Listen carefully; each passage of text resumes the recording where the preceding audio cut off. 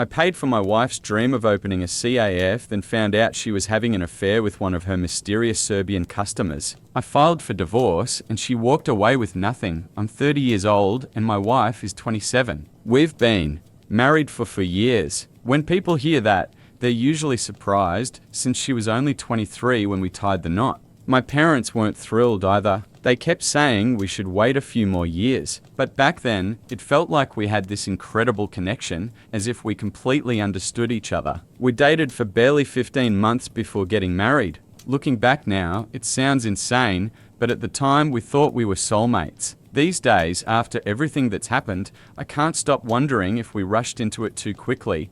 One of the best things in my life is the jewelry business. I run with my brothers. We started out in our parents' garage, making handmade pieces and selling them at local markets. Now we own 3 shops in the city, plus an online store that ships nationwide. Most people assume going into business with family is a recipe for disaster. Trust me, I've heard all the horror stories. But my brothers and I have always been close, and we've managed to grow the business without serious fights or drama. If anything, working together made us even tighter. My wife, on the other hand, always dreamed of opening a cozy little CAF that combined her 2 favorite things, coffee and books. She's a total bookworm. Before I met her, I used to roll my eyes at people who made reading their entire personality, posting endless quotes online, dragging novels everywhere. But now I was married to someone exactly like that. Funny how life works out. When she finally shared her CAF idea, I wanted to make it happen for her. Rent in the upscale part of town she had her heart set on was ridiculous, but I took care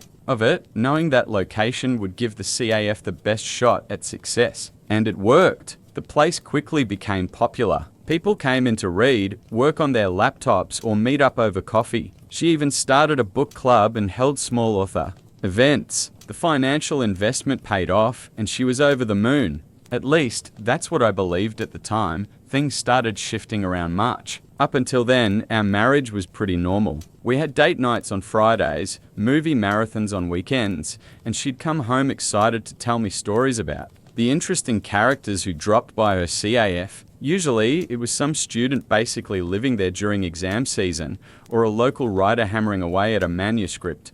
But one evening, she came home and started talking about a new customer.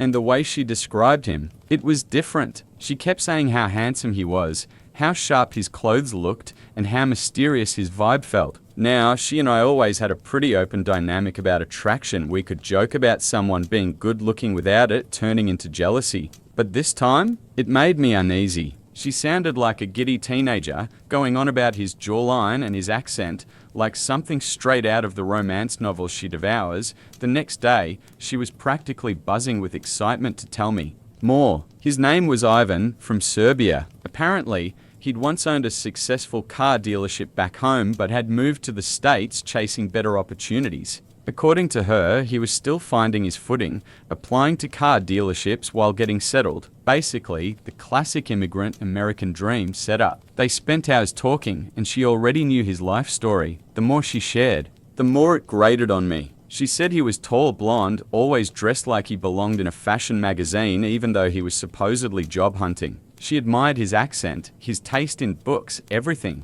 It wasn't just casual storytelling anymore. It was like she was building a fantasy version of him in her head, the perfect, mysterious European love interest. After a couple weeks, her Ivan updates tapered off. She wasn't coming home with new stories every night, which honestly felt like a relief. But I knew he was still around. She'd casually drop his name now and then. One afternoon, I decided to surprise her by bringing lunch to the CAF, partly to be sweet, partly to see this guy for myself. And sure enough, he was sitting in the corner with a book. I hate to admit it, but he really did look like she described. Tall, attractive, well put together. That night, she came home late with this dreamy expression I'd never seen before. The kind teenagers get after their first kiss. When I asked what was up, she told me Ivan had walked her home. They'd spent hours talking about life and books, and then this part stug, he asked her out. She said she told him she was married, and he supposedly apologized, kissed her hand, and wished her goodnight, but it wasn't his move that crushed me. It was her reaction. She was glowing, as if being asked out by another man while married was some kind of personal milestone. When I asked why she was so thrilled, she literally said, "It's just like in a novel." That's when alarm bells really started ringing. She worked at that CAF 6 days a week. He was a regular, and our apartment was only a few blocks away. It wasn't hard to imagine how much time they were spending together. What scared me most wasn't him, it was the fact that she liked his attention and she wasn't drawing any boundaries, instead of treating the situation seriously. She behaved as if it was some exciting side plot in her life. I wanted to tell her to let Ivan find another CAF, but I didn't want to look like the jealous, controlling husband. I kept convincing myself that saying anything would be unnecessary. After all, she did tell him she was married. She could have hidden it if she wanted. Still, that knot in my stomach wouldn't go away. Maybe it was because years ago my ex-girlfriend had also claimed she was just friends with a coworker, and it later turned into a full-blown affair. For the next few days, I tried to shake it off. My wife loved me, our marriage was strong, and she was simply being friendly with a customer who happened to share her interests. That's what I kept repeating to myself. But every night when she came home, a thought crept in, did he walk her back again? The worst part was, I couldn't talk about it with my brothers. They'd either laugh and call me paranoid, or worse, they'd go confront Ivan themselves. So I stayed quiet and waited. About a week later, my wife walked through the door carrying a massive bouquet of roses. Not the cheap kind from a supermarket, but the kind you only find at a high-end florist downtown. She casually arranged them in our wedding vase while humming to herself. When I asked, she said they were from Ivan. Supposedly, he'd started working at a car dealership, bought flowers for a co-worker's birthday, and these were extras he decided to give her because she worked so hard. Seriously? Who spends that kind of money on expensive roses just to give away the leftovers? I couldn't believe she was acting like she didn't understand his intentions. This was the same guy who had already held her hand and asked her out. When I bluntly asked if she really didn't see that Ivan had feelings for her, she rolled her eyes and said something that nearly made me lose it. Of course, he likes me. He already asked me out, remember? But the flowers are just a friendly gesture. This from the same woman who had lost her mind a month earlier because I liked a random girl's photo on Instagram from 5 years ago. Let's be real, men don't buy expensive bouquets for married women who rejected them just as friends. That's not how this works. Ivan wasn't a friend. He was playing the long game, chipping away at her with these innocent gestures. And from the way she reacted, it was working. It reminded me of my cousin's marriage. His wife had a friend at the gym who gave her protein shakes and workout gear. Within 6 months, she had moved in with him. I could see the same pattern unfolding right in front of me, but my wife was too wrapped up in her little romantic fantasy, or maybe she just didn't want to admit what was happening.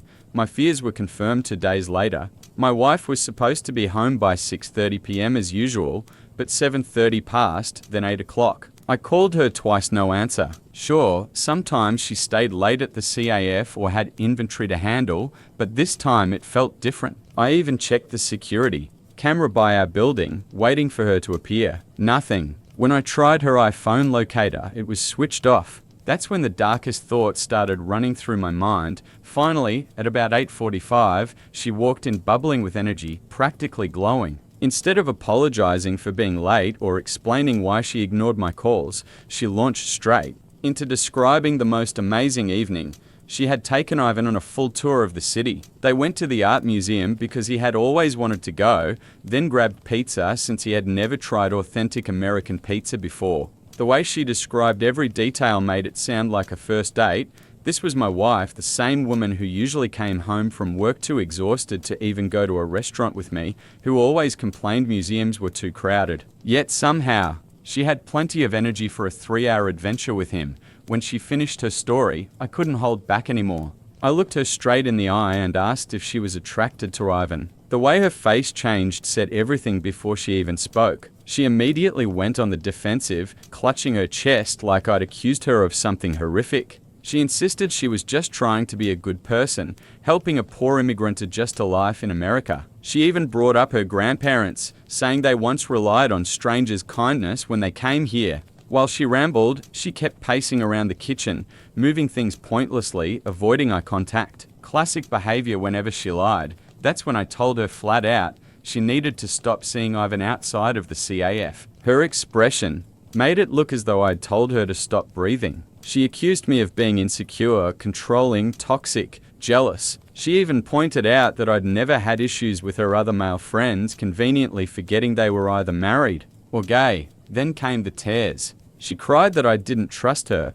asking how I could think she was capable of cheating. But all I could think about was how she hid her messages with Ivan whenever a notification popped up, or how she suddenly started placing her phone face down whenever I was around. I managed to stay calm, even though I wanted to throw something at the wall. I asked her to imagine how she would feel if some beautiful Serbian woman started visiting my jewelry store every day, if I took her on personal tours around the city, gave her gifts, let her hold my hand, and came home late because I was showing her around. My wife just rolled her eyes and said, "That's different." Yet, when I asked her to explain how, she had no answer. Then she dragged up some random guy from college who once had a crush on her, as if that was the same thing. By this point, the red flags were piling up so high it felt like I was watching a parade. The way she twisted herself into knots trying to justify it only made my suspicions stronger. Something was clearly going on between them. She even claimed she would understand if the roles were reversed. Really? The same woman who made me unfollow my ex from 10 years ago on Instagram,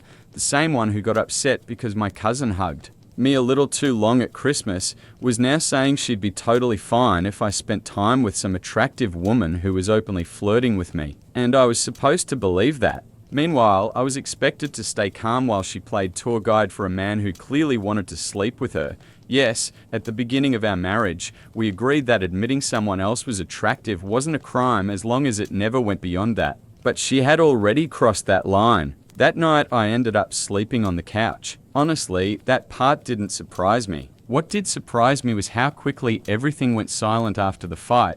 Suddenly, no more stories about Ivan. She stopped bringing him up completely. No more cute updates about what he was reading or saying. She started coming home on time every night, as if life had gone back to normal. I began to wonder if maybe I had pushed too hard, maybe she had actually listened and set boundaries. Even my brother mentioned I looked less tense at work. For the first time in weeks, I felt like I could breathe again, and then came that random Tuesday. I had just closed a big deal and decided to surprise her by dropping by the CAF for lunch. She basically lived their opening to closing, never taking breaks, always saying a good owner had to be present. But when I walked in, only her staff were around. My wife was nowhere in sight. That alone felt strange. I asked one of the employees where she was, but got only a vague, awkward answer. Something inside me told me not to push it. Instead, I went back to my car, parked across the street, and decided to wait. That's when I saw them. My wife and Ivan, walking side by side, arms linked like they were on a date. She laughed at something he said, leaning toward him the way she used to lean toward me. They didn't look like CAF owner and customer. They didn't even look like friends. They looked like a couple, real partners, lovers. My hands gripped the steering wheel so tightly my knuckles turned white. I watched as my wife clung to this man, the same one she promised to cut TIs with. And in that moment, I knew our marriage was probably already dead. Still, I also knew I needed proof before taking any steps. The urge to jump out of the car and confront them was overwhelming. My first thought was to punch Ivan, maybe remind him what happens when you mess with another man's wife. But I'm not a violent guy. The most aggressive I'd ever been was yelling at a referee during my nephew's basketball game. Even so, seeing them together like that made every muscle in my body tense with rage. The only thing holding me back was the thought of our family business, my brothers, and how a criminal charge would destroy everything we'd built. So I stayed put, gripping the seat, forcing myself to breathe, while they strolled back into the CAF like nothing had happened, as if my world wasn't collapsing right in front of me. That night felt like the longest day of my life. I must have typed 50 furious messages to her, only to delete every single one. I thought about calling my brothers, but I knew they'd either tell me I was misinterpreting everything, or they'd storm over to Ivan's job and make a scene. I even considered calling her parents. They'd always treated me like family. Her father had even helped us open the CAF, but in the end, I kept quiet. Information is power, right? And now, I had information she didn't know I had. When she finally came home that evening, I acted normal, asked about her day. She sat at the kitchen table, eating the lasagna I had spent 2 hours making, talking about a new coffee roast. They were trying at the CAF about how busy her shift had been. Not a single word about Ivan. This was the same woman who used to tell me every detail of her day, right down to what her regulars ordered for breakfast. Now she was lying to my face while chewing my food. That's when I realized I had to be smart. If I confronted her right then, she'd only deny everything, delete evidence, and become even more careful. No, I needed real proof. So I made a decision. I would wait, watch, collect what I needed. Because if my marriage was going to end, it wasn't going to be because I suspected. It would be because I knew. She was probably dreaming about her Serbian lover. Meanwhile, I felt like some kind of stalker, even though in reality it was her perfect little fling that was about to blow up in her face. I covered my tracks carefully, deleted exported messages, wiped the photo I had just sent to myself, even cleared the WhatsApp web history. The whole operation took maybe 5 minutes, but it felt like hours. Once I had the files saved on my phone, I went downstairs and started reading. I wish I had in single quotes T.T first. The chat looked harmless, talks about books, coffee, how he was settling into life in America. But then I stumbled onto messages that twisted my stomach into knots. They were discussing a romance novel she had recommended to him, one of those cheesy stories she had tried to push on me too. But soon, the conversation shifted. They started comparing themselves to the characters in the book. As far as I could tell, it was about a forbidden love affair. Then Ivan began making comments about the intimate scenes and about my wife, the woman I had been married to for 5 years, the one I built a business with, the one I trusted above everyone else, was bragging about sleeping with him. No sugarcoating, no innuendo. Clear, explicit messages with details of their meetups. Jokes about how the affair added spice to her life. She literally wrote that she didn't regret cheating on me. She was even proud of it. She got turned on by the very idea of sneaking around, as if she were the heroine of one of her dumb romance novels. This was the same woman who cried during our wedding vows, swearing loyalty, swearing forever. And now she had turned our marriage into a trashy plot line for her own real-life love story. I couldn't stay in the house after reading that. It was 2 o'clock in the morning, freezing outside, but I had to get out. I walked aimlessly, staring at my phone, rereading every line, torturing myself with every disgusting detail. I came back home around 3 o'clock a.m. She was still asleep in our bed. I checked her phone again, and this time I recorded a video of the chat. Not screenshots, an actual screen recording, scrolling through the conversation, complete with dates, names, and everything. I'd seen my cousins go through divorces where cases collapsed because of fake or incomplete evidence. I wasn't going to let her slip out of this. I saved everything, the full chat, the photos, the messages. Let her try to explain that away as friendship with a customer.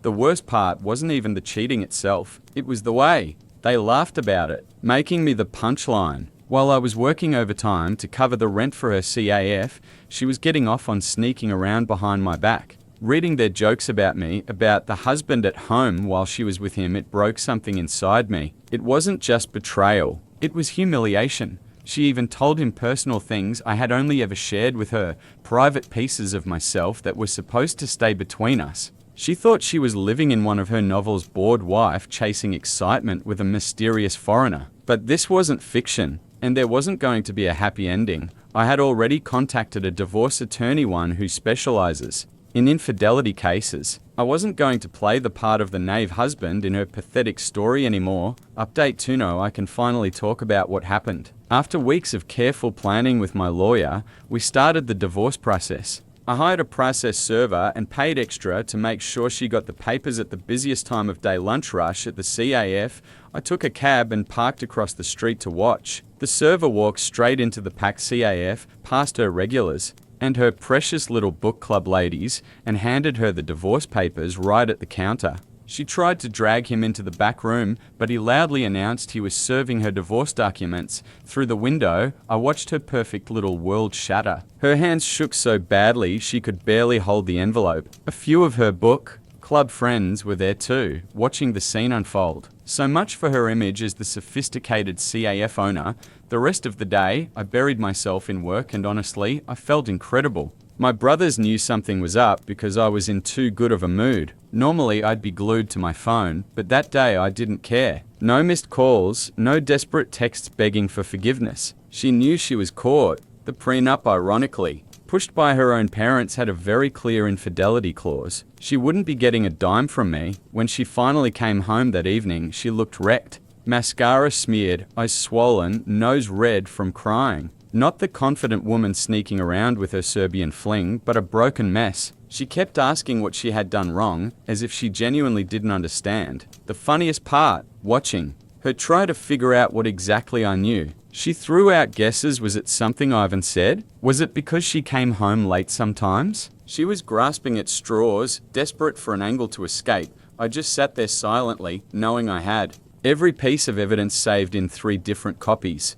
Eventually, I gave her a hint. I told her I saw her walking arm in arm with Ivan that day when she was supposed to be working. The shift in her face was instant. From sobbing wreck to defensive mode in seconds. Suddenly I was overreacting. Destroying our marriage over one innocent walk, insecure and controlling, and the next moment, she was begging me to reconsider. She even mentioned marriage counseling, as if that could undo the filth she'd written about me. She flipped between insults and pleas, desperate to salvage something. I was done with the performance. I told her to get out of my house. Yes, my house. I bought it before we were married, something she seemed to have forgotten. She tried to argue, but I just pointed at the door. Once she left, I called my lawyer. Most of our joint funds were already moved into my personal account, with every document backed up. My years of running a business had taught me to handle money properly, and now it was paying off. She could live in her little romance fantasy, but the divorce was real. I had hired the best divorce attorney in the city, the same one who handled a friend's case when his wife cheated with the neighbor.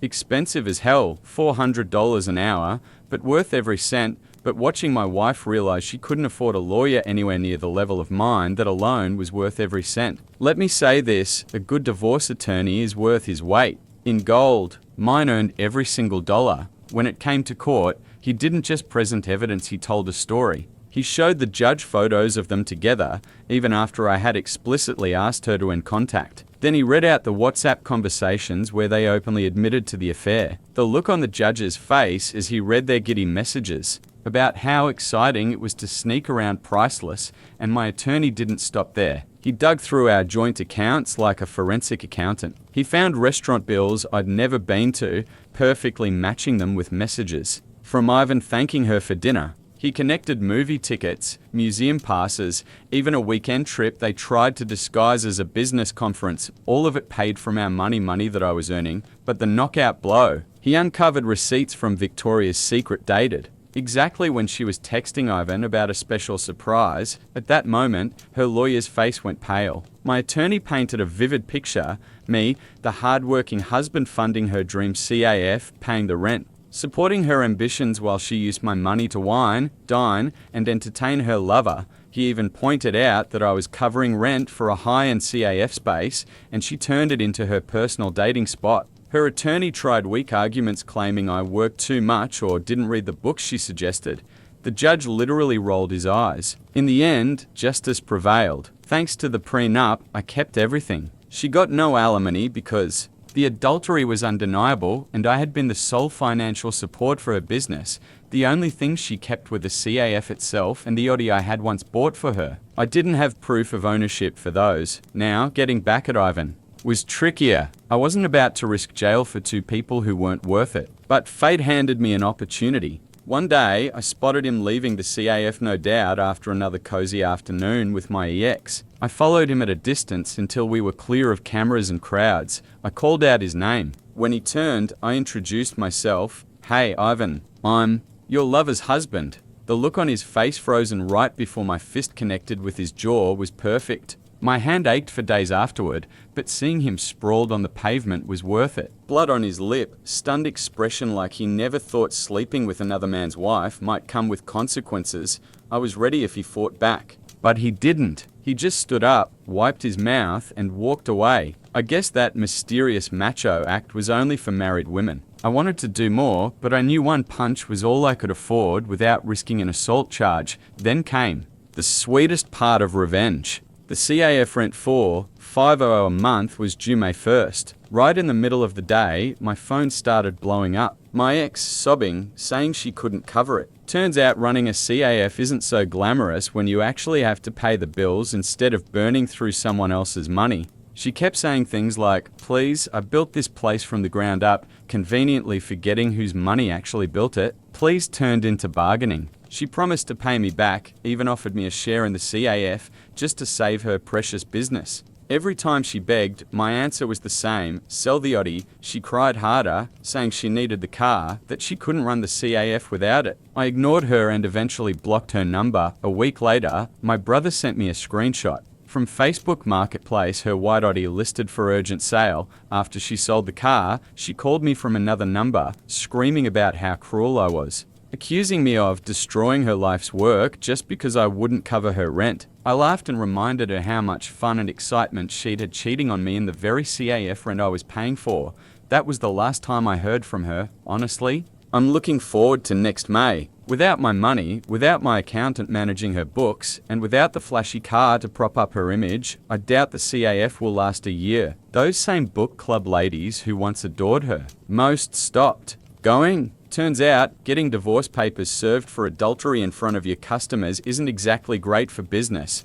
My brother drove by recently. He said the place looked pretty empty. My grandma gave me a penthouse for my birthday, but my mum tried to take it away to please her new husbandi everyone. 3 days ago I turned 15, and my grandma gave me the most unbelievable gift. She signed over the deed to her penthouse apartment to me. She doesn't even live there full time. She has a house in the suburbs and only stays in the penthouse when she comes into the city. I was over the moon. It felt like, for the first time in a long while, something good was happening in my life, because honestly, this last year has been absolute hell. It started when my dad walked out. He'd always been a complete workaholic, barely around, but the divorce still blindsided me. My mum never even told me directly. One day, I just noticed he was gone. Later, I found out he had already filed for divorce almost a year before. By the time I realized what was happening, it was basically over. He didn't even say goodbye to me, just left me one last message: be good. That was it. I haven't seen him since. When the divorce finalized, Mum got the house and full custody of me and my little brother. Dad technically had visitation rights, but he never used them. He just vanished from my life. Then, about 2 months ago, Mum dropped another bomb. She'd been dating someone, let's call him Robert, for a few months, and now they were engaged. I barely had time to process that she was even seeing someone before she announced he'd be my stepdad. It felt rushed, forced, and honestly pretty desperate. How do you even know someone well enough in 5 months to marry them? When I finally met him, he seemed distant and cold with me. With my 4-year-old brother though, completely different. Playful, warm, like he was auditioning for best stepdad ever. At first, I brushed it off as him just being more comfortable with little kids. But a couple of weeks later, Mum sat me down and told me the real reason behind their whirlwind. Engagement. Robert had been offered a new job in another state. They were moving, and here's the kicker: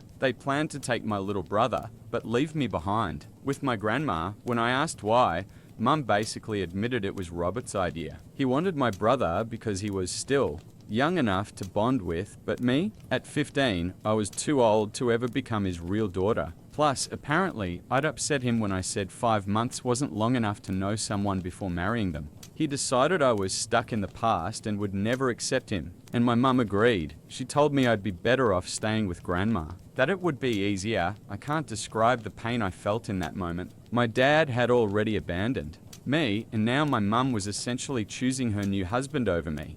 I love my grandma dearly, and moving in with her wasn't the issue. She's the kindest, most compassionate woman I know, but to hear my own mother say I wasn't wanted, that crushed me. I told her I didn't want to wait until the move. I wanted to live with grandma immediately. Within a few days, I'd packed my things and left. Those last couple of days at Mum's house were silent. I didn't speak to her, didn't hug her goodbye. Honestly, I didn't think she deserved it. The only person I said goodbye to was my little brother, because I knew I'd miss him like crazy. Now I'm at grandma's and life already feels lighter. She shows me real love, not conditional affection based on what some guy thinks. Even though the commute to school is longer, I don't care. It's worth it. Every night I call my brother to talk before bed. It hurts that I can only reach him through Mum, but I do it anyway for him. For the first time in months, I feel like I might actually be okay. I don't really talk to my mum anymore. We only speak when it's absolutely necessary. 3 days ago, I had my birthday, but honestly, it wasn't me who organized anything. My grandma secretly put everything together. She found a couple of my close school friends through my Facebook, invited them along with some relatives, and surprised me with a little party at her house. I hadn't expected anything, so it lifted my spirits a bit, especially after how down I'd been ever since Mum sent me to live with Grandma. But after we cut the cake, Grandma announced her gift to me and I was completely stunned. She told everyone that for now, her lawyer would act as trustee of her apartment, but the moment I turn 18, full ownership will pass to me. It was the best news I'd gotten in ages. I didn't even think of telling my mum about it. Turns out, someone else did. Yesterday I found out that one of the party guests must have told her. That evening, Mum called me, sounding way too cheerful for someone about to drop a bomb. She said she knew about Grandma's gift and that after talking with Robert, her husband, they decided he wanted to adopt me. But there was a catch. I'd have to convince Grandma to transfer the deed into his name first. She genuinely expected me to be happy about this, as if it meant I could finally join them. I wasn't. I told her straight up that it would never happen and that she didn't need to call me anymore. Then I hung up. A few minutes later, she tried again, and when I didn't pick up, she sent me a long message. The summary? She said she was sorry if it upset me that she lives by Robert's rules, but I needed to understand that after her divorce, he was the only one who truly supported her emotionally and financially. She claimed Dad wasn't generous, that the divorce settlement and child support were laughable, and that she was lucky he at least left her the house. She admitted Robert wasn't nice to me, but excused it by saying his past relationships failed because of kids from earlier marriages. So I should be understanding.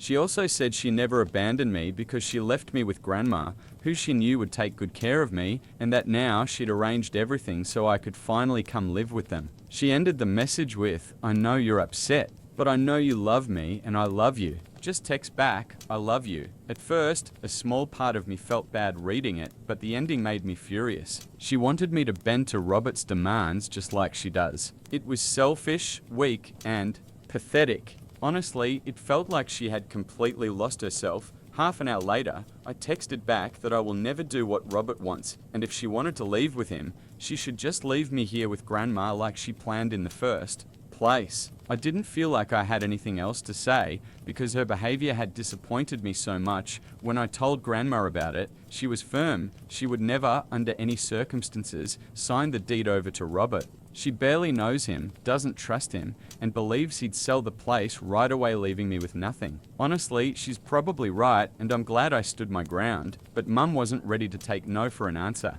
This morning, while I was at school, she showed up at Grandma's with my little brother. When I got home, Grandma told me Mum had come to talk face to face about the offer I supposedly ignored. I made it clear I hadn't ignored anything I had already replied and made myself very clear. This is not happening. I want her to stick to her original plan because I'm not about to convince Grandma to sign over her property to Robert. We don't trust him, and I made that perfectly clear. So I honestly don't get why she keeps pretending not to understand. I was harsh and answered in a sharp tone, but can you really blame me? That's when Mum started crying, saying she just wanted to make everyone happy, but no matter what she does, it never works out. I was furious watching her sit in the living room sobbing, because in reality, I'm the one who should have been crying. I'm the one both of my parents walked away from. I told her to stop and said she had twisted everything.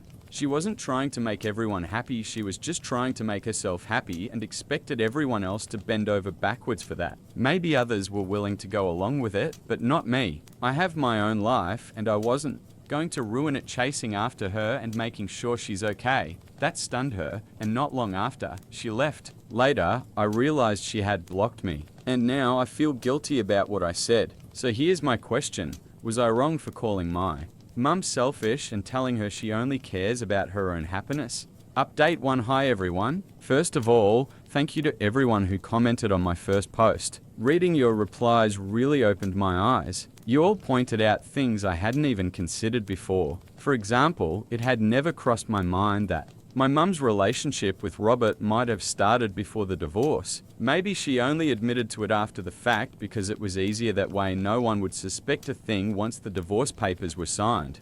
Honestly, I never even allowed myself to think my mum could cheat, but now, I'm not so sure. Either way, it doesn't matter anymore because she made it clear she doesn't want much to do with me. What really hurts is that I can't see or talk to my younger brother, and I miss him so much. We've always been close, and it breaks my heart that some of you might actually be right that Robert could be his real dad. I try not to think about it, but once the idea was planted, it's been hard to shake. I've talked to my grandma a lot over the past couple of days. Neither of us knows for sure, but it's definitely changed how we see mum. I think talking to my dad might clear some things up, but I don't know if he'd even want to go there with me. It's been 4 days since mum last came over, and we haven't spoken since. She blocked me the same day, and later grandma told me she blocked her too. That's so ungrateful, especially considering grandma takes care of me without asking.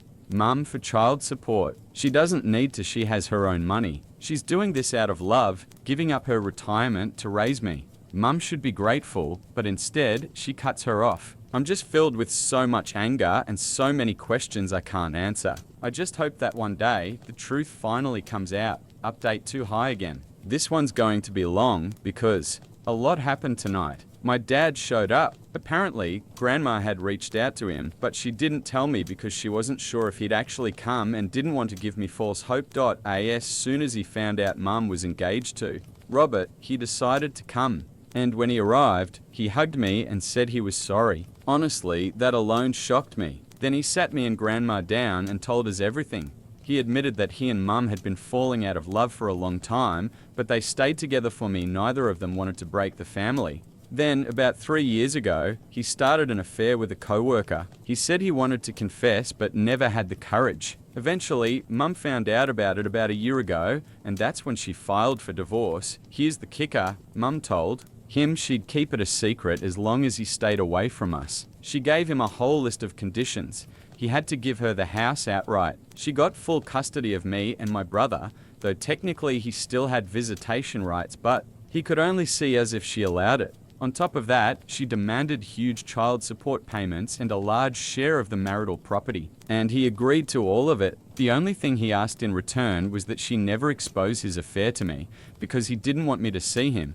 As a chitter and hate him forever. So far, mum had kept that secret, but the price was that I had no relationship with him. He also apologized for always being a workaholic, saying he never spent enough time with me or built a real bond, but he added that it wasn't only his fault mum always wanted more, and to keep up with the lifestyle she demanded, he had to work himself into the ground. He admitted that wasn't an excuse, but he wanted me to understand that the blame wasn't just on him. I guess I get that, but it's still a lot to process. Then he explained why he had broken his promise to her and showed up anyway. In the message my grandma left him, she had mentioned Robert and asked if Dad knew him. That's what made him rush over immediately. Not only did he know Robert, he knew exactly what kind of man Robert was, and he wanted to warn us. Turns out, my parents and Robert were all part of the same college group. Mum and Dad were already dating back then, but Robert had always been into her. Right before graduation, when they all went out drinking, Robert confessed his feelings. Mum rejected him since she was with Dad, but she only told Dad about it 2 weeks later, admitting she was confused about her feelings. That led to them taking a break for nearly 2 months. During that time, she even went on a couple of dates, including with Robert. It didn't last, and eventually she got back with Dad. When they reconciled, Dad asked her not to keep contact with Robert because it bothered him. At first, she agreed, but later that same year, he found out she had still been talking to him. It turned into a huge fight, almost breaking them up. Not long after, Robert actually showed up at Dad's place, and they ended up in a physical fight because Robert thought it would somehow impress Mum. Instead, it disgusted her especially, since she'd already made it clear she only wanted to be friends. After that, she cut him off completely. According to Dad, Robert was always unstable and a pretty awful person. After college, he left town, and no one heard from him for years. Dad suspects Mum and Robert reconnected a couple of years ago, since she once mentioned hearing he had moved back. He's not sure when they actually started seeing each other again, but the fact that they're engaged now basically proves she cheated too, which means all the divorce conditions she had forced on him technically lose their weight. Dad said He plans to confront her directly, but before doing so, he wanted me to meet with her myself and hear her side. He promised he'd wait and then act after I had my talk with her. Honestly, my head is spinning. I don't know who to believe. Neither of my parents has treated me well, and this whole situation is just one giant mess. Update 3: I finally talked to Mum. I didn't mention that I had already seen Dad, I just wanted to hear her version without her getting defensive. Since she had blocked me, the only option was to show up unannounced. Dad had come over 3 days ago, and yesterday I finally gathered the courage to face her. She looked shocked when she opened the door, but she did let me in. Luckily, Robert wasn't home, so we could talk privately. I started by apologizing, though honestly it was just to break the ice so she'd actually open up. I told her I was struggling to accept Robert so quickly after the divorce, and that's why I'd been acting the way I did. Then I got to the point. I said that the timing of everything felt way too convenient, like it was just too neat that she suddenly met this perfect guy right after her marriage ended. That would have been the perfect chance for her to admit she had known Robert back in college, but she didn't. She just said she was lucky to run into him again. That was it. But I already knew Dad wasn't lying about them all knowing each other in college because he has photos. The only thing I still wasn't sure about were the finer details of his version of events. The moment Mum flat out lied to my face about never knowing Robert before, I realized who I should believe. But then she made it even worse for herself. She admitted she had no intention of ever telling me the truth, and the real reason she rushed into an engagement and moving in with Robert was because she wanted to erase everything connected to my dad, to wipe him completely out of her life, and then she went further. She told me about his affair, the very secret Dad had sacrificed everything to keep from me, the one she promised never to reveal. That was the breaking point. I didn't see any reason to keep talking. I just told her we'd see each other again sometime, and I left. As soon as I walked out of the house, I called my dad and told him he could do whatever he needed to do now, because I finally knew the truth. He hadn't lied to me. Mum had. So now she'd finally face the consequences. I'm not saying my dad suddenly became a saint or that all his mistakes are forgiven, but compared to my mum, he's not nearly as awful. Update for Hi again. A lot has happened since my last post. First, a question that's been eating at everyone, including me: is my brother actually my dad's son? The answer is yes. After Dad confronted Mum, they did a DNA test last month. Thankfully, it confirmed that my brother is his biological child. That gave Dad the confidence to go after full custody. Since I'm 15, I can officially declare that I want to live with Dad, and that will be taken into account legally.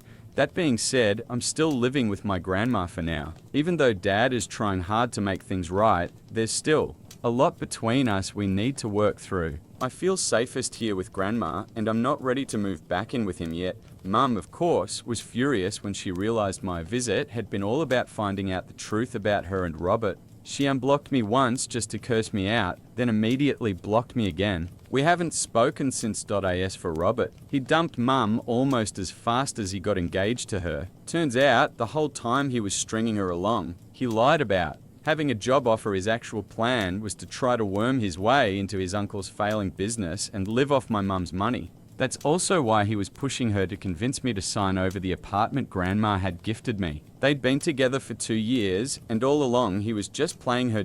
So now Mum's been scammed, dumped, and humiliated. Instead of admitting her mistakes, she goes around whining to her friends about Robert, not realizing they all laugh behind her back. That's actually how Dad found out the truth. Her friends spilled it, and honestly, I'm grateful that Mum chose to push me out of her life the moment Robert told her to. It hurt at first, but now I see it was a blessing. So here we are. Dad and I have agreed to try to rebuild our relationship. He's promised to do better and be the kind of father I needed all along. And once he gets full or at least joint custody of my brother, we'll try to piece together some version of a family again. I don't know if we'll ever be a normal family, whatever that even means anymore, but maybe we can at least be a happy one. And for now, that's enough for me. I let my sister-in-law throw her baby shower at my house, but then she tried to kick me out of my own home during the party just to impress one of her wealthy friends. I told her husband what happened, and that ended up leading to their divorce. Now she's raising the baby alone. I'm 32, married for 3 years. My husband 35 and I have been together for 5 years, but he's currently working out of town, so we're basically in a long distance situation. He comes home every other weekend. We recently bought a beautiful new house right next to my parents' place, so it's convenient for all of us. It's pretty big for just me, but I love the space. At our housewarming, everyone complimented it, especially my sister-in-law, Carrie 32. She couldn't stop gushing about it. Carrie and I aren't super close, but we've always gotten along. A couple weeks ago, she asked if she could have her baby shower at my house. I agreed without hesitation. She was pregnant. I didn't want to be rude, and honestly, I thought it might be nice to socialize a bit since I spend a lot of time alone. She said she didn't want to waste money renting a venue when I had such a perfect home for it. Her own house is fine, but smaller and not as impressive.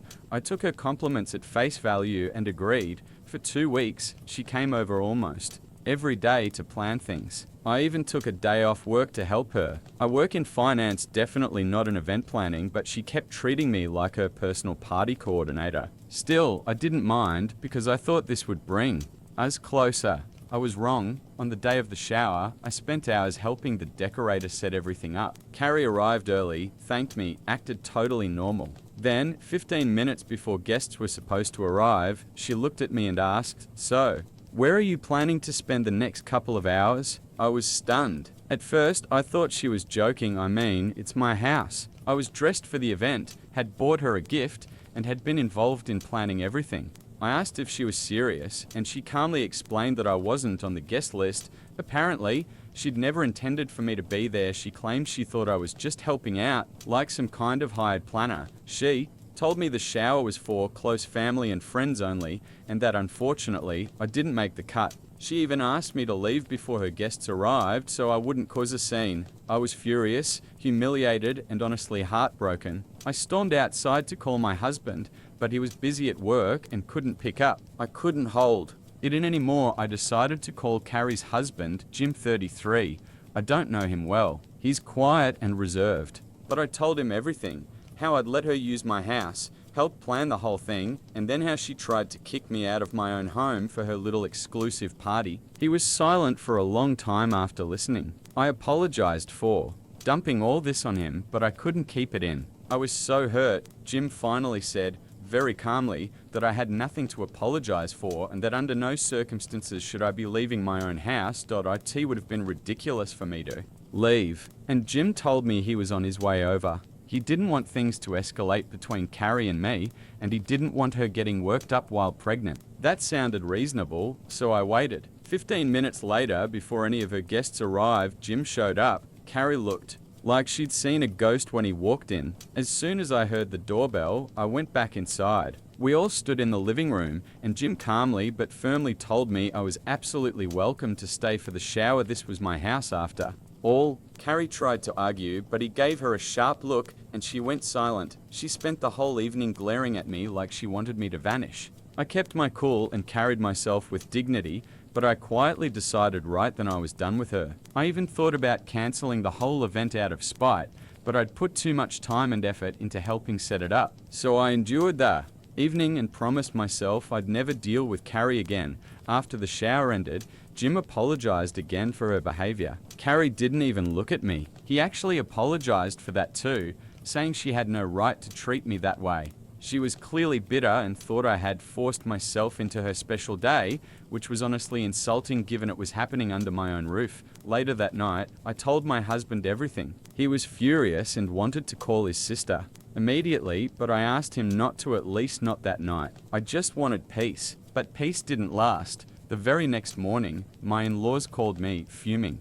Apparently, when Carrie and Jim got home, they had a huge blowout fight because Jim knew what she'd done to me. Now Jim had packed up and said he was done. He stopped speaking to Carrie entirely and even cut off communication with my in-laws. That shocked everyone, since Jim had always been close to her family. Their parents had even been old family friends. But suddenly, his side of the family blocked Carrie's parents everywhere: social media, phone, everything. And yet, somehow, This was all my fault. According to Carrie and my in-laws, if I had just kept quiet and gone along with her plan, none of this would have happened. They actually blamed me for ruining her marriage. I couldn't believe what I was hearing. Carrie humiliated me in my own house, and I was the one being painted as the villain. I lost it. I told them straight up, I'm not taking the blame for any of this. Carrie behaved horribly. I generously allowed her to host an event at my home for free, and in return, she tried to humiliate me by kicking me out of my own house,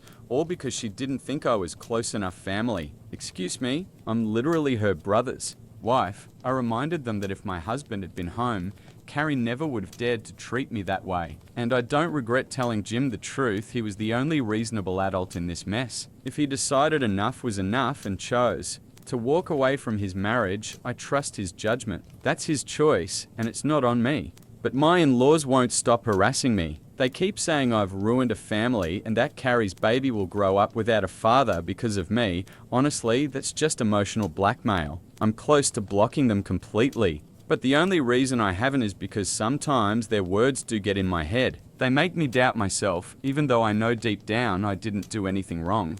My husband, thankfully, is fully on my side. He told me I did nothing wrong, and he'll be the one to explain to his parents that Carrie caused this, not me. He says they should be supporting her instead of attacking me. But I'm just exhausted. I don't feel guilty at all, but they won't leave me alone, and all I want is for this drama to finally be over. Honestly, I still don't even understand why it mattered so much to Carrie that I wasn't at her baby shower. It never made sense to me. So, was I really wrong for telling her husband the truth about how badly she treated me? You can make up your own minds, but personally, I think I did the right thing. I don't see any reason why I should be the scapegoat here. Yes, it's tragic if their baby ends up growing up without a father, but if they couldn't fix their marriage anyway, that outcome was inevitable sooner or later. And let's be real, Carrie had zero interest in resolving things. If she had been willing to apologize, maybe there would have been a chance to work things out. Instead, she doubled down and pushed all the blame on me. That's just insane. Update 1 high again. It's been almost a week since the baby shower, and Carrie and Jim are officially getting divorced. This isn't speculation, Jim already announced it on his socials. I didn't think things would unravel this quickly, but apparently he's already filed and the process has started. He moved back in with his parents and they've been living apart ever since. I wasn't sure if I should even reach out because I honestly felt guilty. But after talking with my husband, we agreed that someone from the family should at least check in, especially since Jim hadn't blocked us. Clearly, he left that door open for a reason. So I sent him a message just saying I was sorry that things had turned out this way. Not an apology for causing it, more like expressing sympathy. He actually reassured me, told me not to blame myself because their marriage had been hanging by a thread for a long time. After that, I asked him directly, why did Carrie hate the idea of me being there so much? Because they're only close relatives. Excuse never added up. She'd invited plenty of people who weren't even family, people I knew she wasn't close with. So what was the real reason? Well, he told me. And wow, the truth was, Carrie had been desperate to impress one particular guest, an old school friend of hers who'd married into a very wealthy family. Carrie has been planning to start a business after the baby, and she was hoping this woman's wealthy husband might invest in it. Her entire baby shower plan was basically a performance for this one guest, and here's the kicker, she wanted to pretend my house was hers. That's why she didn't want me around. She thought she could host the event, claim the house was hers, and put on this illusion of being more successful than she really is. Obviously, she couldn't pull that off with me standing right there. As. It turned out that important friend didn't even show up because she got sick that day. But the fact remains Carrie was perfectly willing to lie, humiliate me, and use me just to keep up appearances. When Jim found out, he confronted her at home. She admitted it openly, like it was no big deal to fake an entire lifestyle just to impress someone from high school. Jim told her straight up she owed me an apology for treating me like trash after I'd been generous enough to host. She flat out refused, and that fight cracked open everything else. According to Jim, this wasn't new behavior. For the last couple of years, Carrie's been obsessed with pretending they're wealthier than they are, staging things for social media, putting on a front for acquaintances. He said it all started not long after their wedding, when some of her friends made snide comments about how modest their wedding was compared to others. Since then, she's been living in this fantasy of trying to look rich. Hearing this honestly blew my mind, but it also made everything click into place. Honestly, I think all those comments from her friends really got under Carrie's skin. But she's a grown woman, not a teenager. She shouldn't still be this obsessed with what other people think. Real friends don't mock you for not living a flashy lifestyle. If they do, maybe they're not worth keeping around. The thing is, Carrie and Jim aren't struggling at all. They live a perfectly normal, comfortable life. Sure, they're not wealthy, but they're fine. Jim works in real estate, and Carrie has a steady job at a marketing firm. She even had plans to launch her own business after the baby. If anything, she should have been saving up instead of spending recklessly. But Carrie's been fixated on projecting this glamorous image they simply can't afford.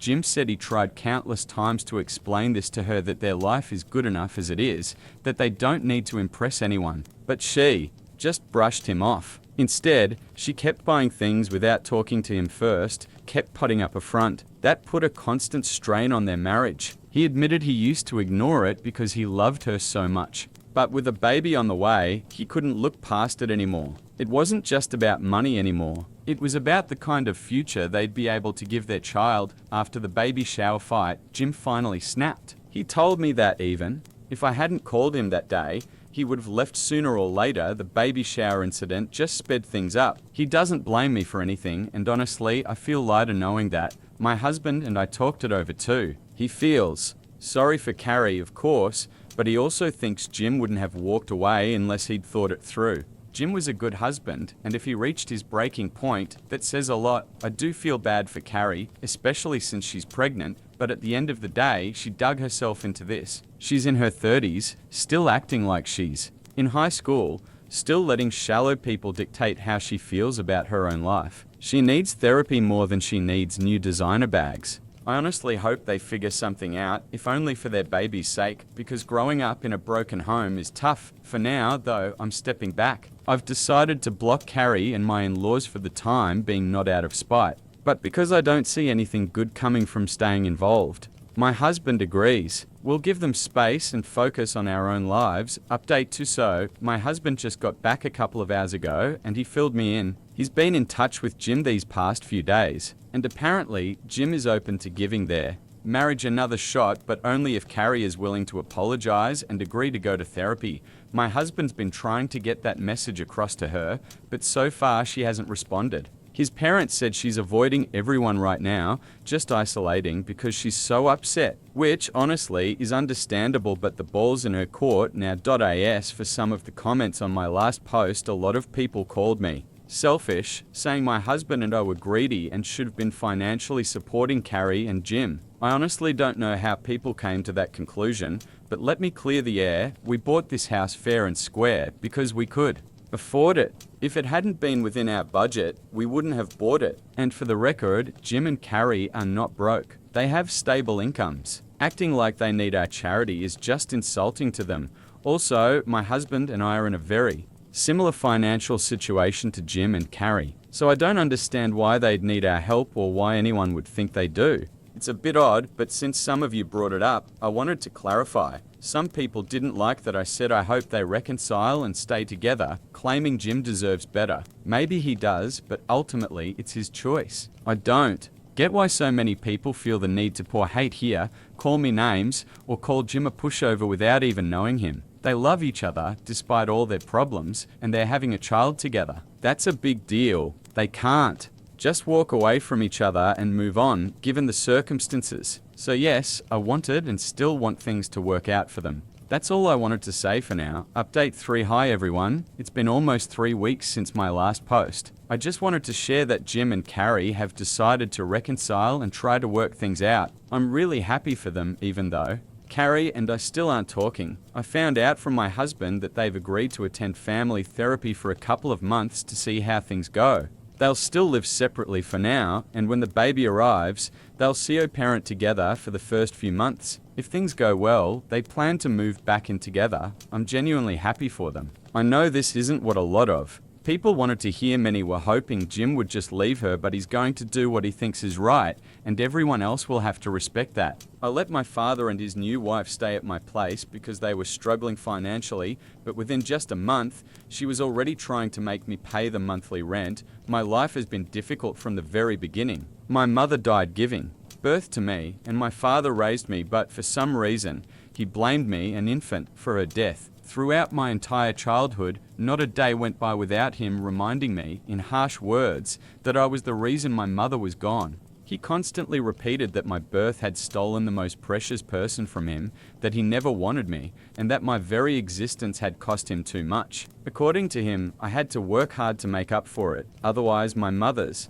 death was meaningless. Hearing those words as a child was soul-crushing. I was too young to understand his grief, anger, and loss. I needed a mother too, but she wasn't there, and the one parent I had saw me only as a burden. The man who should have been my protector and source of comfort became the one who reminded me daily that I was unwanted, that my life itself was a curse. Growing up in that environment was unbearable. I carried constant guilt just for existing. There were moments I desperately wanted to tell him how much his words hurt me, how empty and broken they made me feel. But fear kept me silent, and the few times I tried, I was met only with more bitterness and rage. My childhood became defined by deep loneliness and isolation. While other kids had parents who comforted them, guided them, and gave them a sense of security, I felt like I was walking on thin ice every single day, just trying to avoid another explosion of anger. Despite everything, I tried to understand his pain. I knew losing my mum had shattered him and that he never recovered,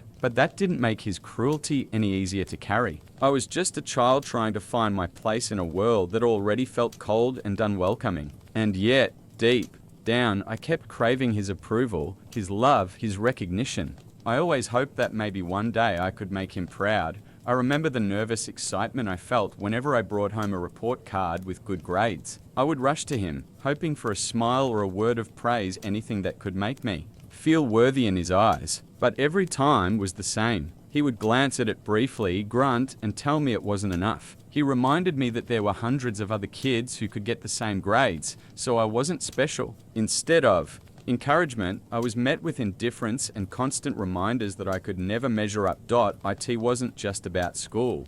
Whenever I wanted to do something outside of studying, play soccer, join an activity with friends, he immediately forbade it. He said the only thing I should focus on was studying so that I could leave his house as quickly as possible. Those words stuck, making it clear that he saw me as a burden, not as a son. My friends would tell me how their parents supported their hobbies, encouraged them to enjoy being kids. But I never had that. My father constantly reminded me I was just a guest in his house, and that if I didn't follow his rules, he'd throw me out. Even weekends, which should have been a time for rest or fun, were no different from school days. If I asked to go outside or spend time with friends, he'd start a lecture about how much money he spent on me and how I didn't deserve to waste time on friendship. Anything that brought me joy was dismissed as a waste in his eyes. One of the most painful memories was my 15th birthday. Most kids look forward to birthdays, planning parties and celebrating with friends. But for me, it was a day filled with dread.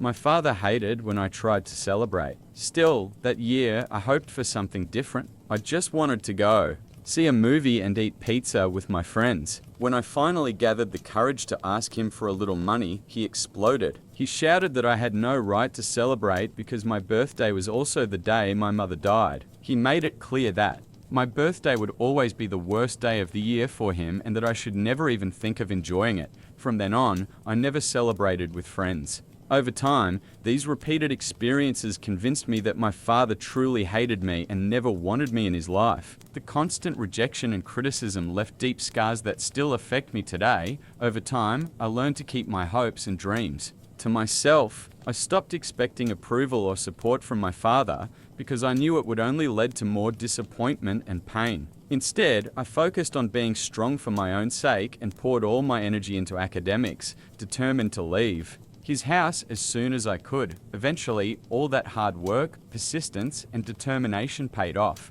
I still remember the moment I opened the acceptance letter. One of the top universities had offered me a full scholarship. It was a strange mixture of relief and pride. Finally, I was leaving that house behind. I was walking away from my father's suffocating control and stepping into a new chapter where I could live on my own terms. Leaving felt like removing a heavy weight I had carried all my life. For the first time, I felt genuinely free. Those 4 years in college became some of the best of my life. They were years of growth, discovery, and joy. I finally had the chance to live like a normal person. My father could no longer dictate my every move, and although he occasionally tried to exert control from a distance, I didn't listen anymore. After years of pressure, I was ready to make my own choices and build the life I wanted. Even with all the freedom and happiness college gave me, I never forgot why I was there. I maintained excellent grades, determined to make the most of the opportunity I had fought so hard for. But I also found balance. I went to parties, joined clubs, met new people, picked up hobbies, and, for the first time, I allowed myself to. Simply Live.it was during this period that I met Sheila. Meeting her was one of the most unexpected and beautiful turns of my life. From the very beginning, there was something about her that drew me in. We were remarkably alike, ambitious, driven, and career-focused. Sheila understood me in a way no one else ever had. One of the things I loved most about her was how comfortable the silence between us felt. We could sit together for hours, each lost in our own thoughts, without needing to fill the space. With her, I never felt pressured to be someone I wasn't. Sheila was the first person who made me feel I no longer had to carry the weight of guilt I had been dragging with me for so many years. She saw the pain I had normalized, the hurt that had become so ingrained I no longer even recognized it as wrong. She reminded me how unfair it had been for my father to blame me for my mother's death and told me that no child should ever bear such a burden. It was Sheila who insisted I see a therapist, something I had never even considered. My father's words had cut so deeply into my mind that I didn't realize I could ever be free from them. Therapy changed my life. At first, it was incredibly difficult to face the trauma of my upbringing, to acknowledge the damage, and to start dismantling the toxic beliefs I had absorbed. But with time and effort, I began to see clearly. I understood how wrong my father's mindset had been, and I realized I deserved better. Slowly, I came to accept that I was not responsible for my mother's death. My father's anger and hatred were his own demons, not mine to carry. As I began to heal, something else surfaced: anger. Years of buried frustration finally came boiling to the surface. I had spent so much of my life trying to win his approval, trying to be the son he wanted, all while carrying the guilt he had forced onto me. But now I knew it was never my responsibility. His grief was his to face, not mine. That anger made it almost impossible to maintain a normal relationship with him. During college, we spoke rarely, and when we did, the conversations were short and strained. I had little patience left for his criticism or attempts to control me. Then, one day, it all came out. The words I had buried for years spilled out in an unplanned confrontation. I told him about the damage his words had caused, about the scars his constant blame had left on my mental health. I made it clear that I would no longer be his scapegoat, and that if he couldn't respect me, I was ready to cut him off for good. For the first time, he had no response. He didn't apologize, as I had secretly hoped, but he also didn't deny my words. And after that conversation, I noticed something shift in him. He became a little softer, a little less harsh in how he spoke. To me, it felt as if he was finally trying, maybe not to make things right, but at least to change. Still, even with that small shift, our relationship remained strained. Years of pain and resentment cannot be erased overnight. I appreciated the effort, but the damage was already carved deep.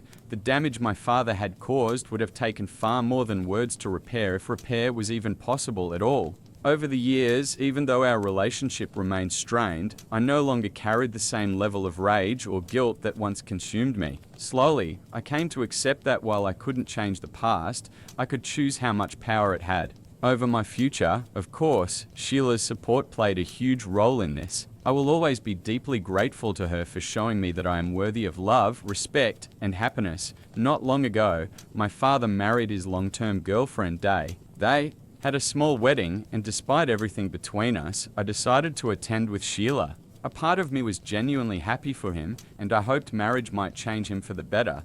But only a month later, he called me in desperation. He had made a series of poor financial choices and was barely scraping by. He admitted he hadn't paid rent in 6 months and was now facing eviction. He told me he couldn't confide in his new wife because it would cause a major conflict between them. The first thing he asked was if I could give him money for rent. My immediate response was no. Even though I could afford it, I wasn't willing to become his financial safety net, especially after everything in our history. I had worked far too hard to build my own life, and I wasn't about to set a precedent where he could come to me every time he messed up. Still, after talking it over with Sheila, I reconsidered. He was my father after all, and maybe he truly needed help. I called him back and offered a compromise. I wouldn't pay his rent, but I would let him and Day stay at my place temporarily. I had enough space and they could use the guest room until they saved enough money to move out. I made it clear that this was temporary and I expected him to actively work toward independence. He hesitated, but eventually agreed. 2 weeks later, they moved in. The first month was a period of adjustment for all of us. It had been years since we lived under the same roof, and we were now completely different people. I was no longer the teenager who silently endured his criticism. I was an adult with a life of my own. Unfortunately, his old habits soon resurfaced. He began making remarks about how I ran my household,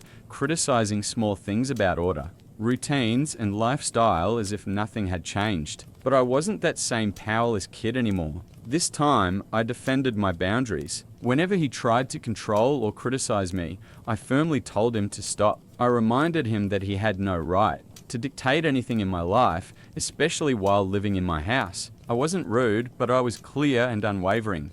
They didn't take it well. More than once, she told me I should show my father more respect, insisting he had sacrificed so much for me. I would just shake my head, knowing she had no idea what really happened during my childhood. She only knew the version of my father that he presented to her, not the one who had left me scarred for years. I chose not to argue or reveal the truth. It wasn't my place to drag her into the past. Still, I knew living together would be difficult. I tried to stay optimistic, hoping we would eventually find a way to coexist peacefully, but one evening, after an exhausting day at work, I came home to find my father lounging on the couch with Day, watching TV. The house was a mess and the kitchen sink was piled high with dirty dishes. I asked him why he hadn't cleaned, since it was his turn to take care of chores. His response came in that same old tone that had haunted me for years, the one that always made me grit my teeth. "You're a grown man I raised all by myself after your mother died. You should be ashamed of asking me to do something like this. Wash your own damn dishes." The fury that rose in me was instant. I snapped back without hesitation. "You know what's actually shameful? The fact that you're sitting on my couch, in my house, eating my food, watching my TV, and still trying to boss me around when you begged me to let you stay here for free. You and your wife haven't lifted a finger since you moved in.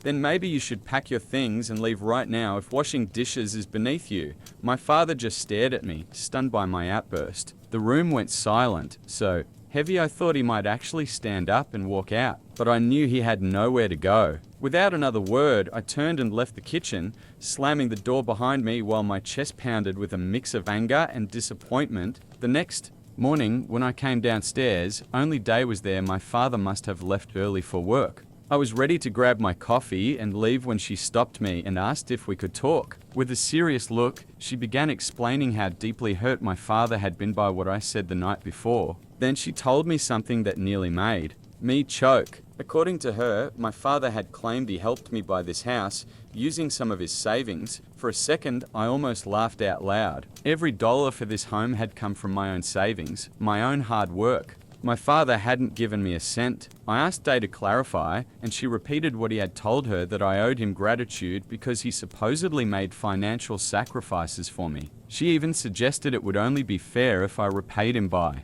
covering the cost of their stay here, since this was technically his house too. I couldn't hold it in. I burst into laughter. The absurdity of it was too much. When I finally managed to calm down, I told her the truth. This house was entirely mine. My father had never contributed a single dollar. The look on her face was priceless: shock, embarrassment, and anger all at once. She pressed me, asking if it was really true that he had never helped me, and I confirmed it.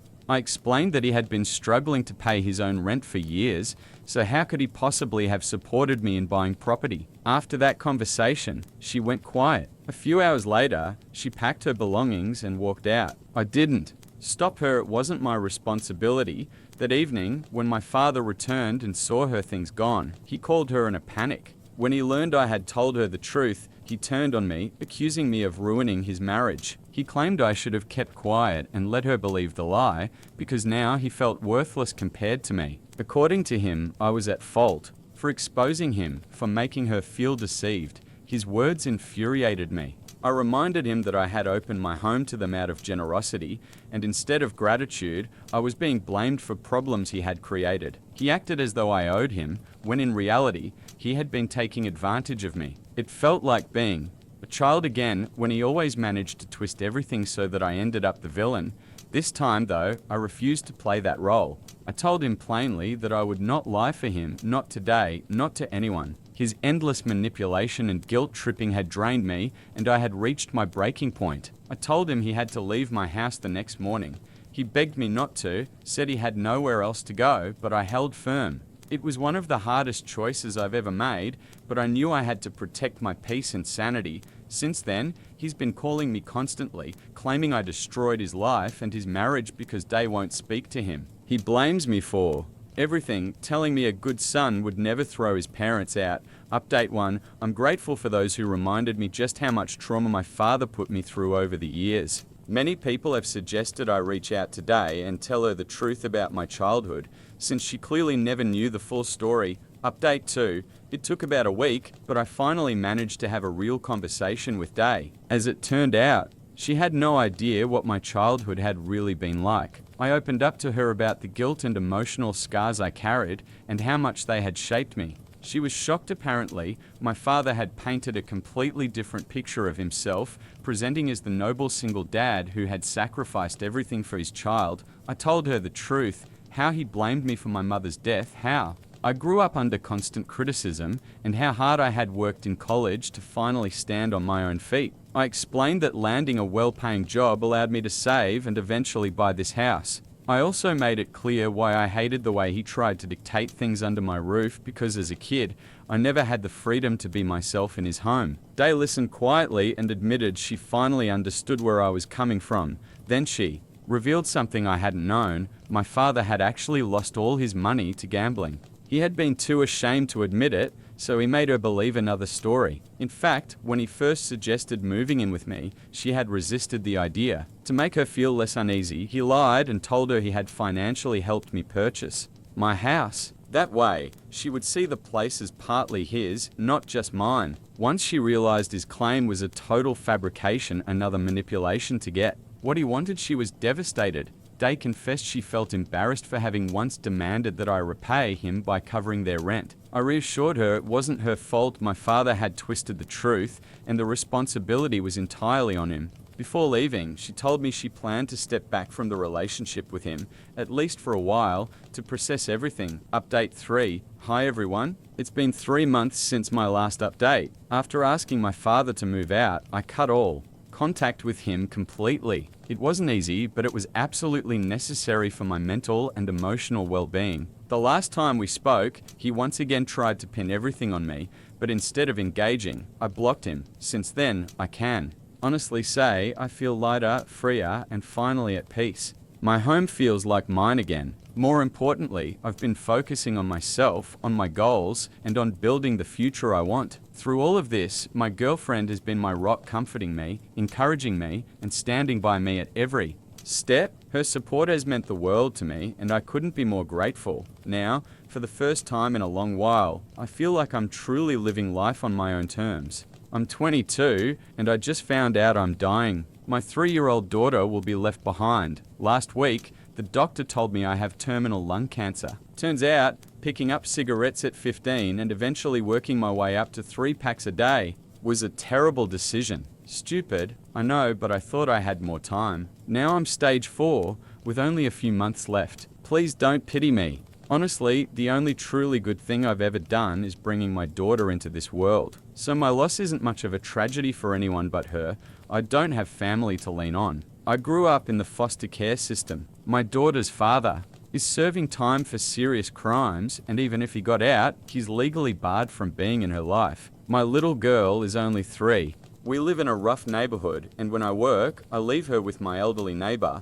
who can't even remember her name half the time. I don't want her growing up the way I did in the same broken system, feeling abandoned. Yes, I know my choices played a huge part in this mess. But if I'd had a family or anyone to watch out for me, maybe things would have been different. All I want now is to give my daughter a chance at a better life than mine. And I think I know who could give her that. One of my closest friends, my co-worker, is an amazing woman. At work, I'm the expendable one, the person who'd be let go first if cuts happen. She, on the other hand, is one of the top employees, has a stable income, a kind husband, and a child of her own. I want to ask her if she would consider adopting my daughter when I'm gone. But I also know it's a huge thing to ask. She and her family are black, while my daughter and I have very fair blue eyes, pale skin. I can't help but worry about the challenges they might face raising a white child. Still, the thought of my daughter ending up in the foster system again breaks me. Right now, all I could leave my child with is $1,000 and my mother's necklace.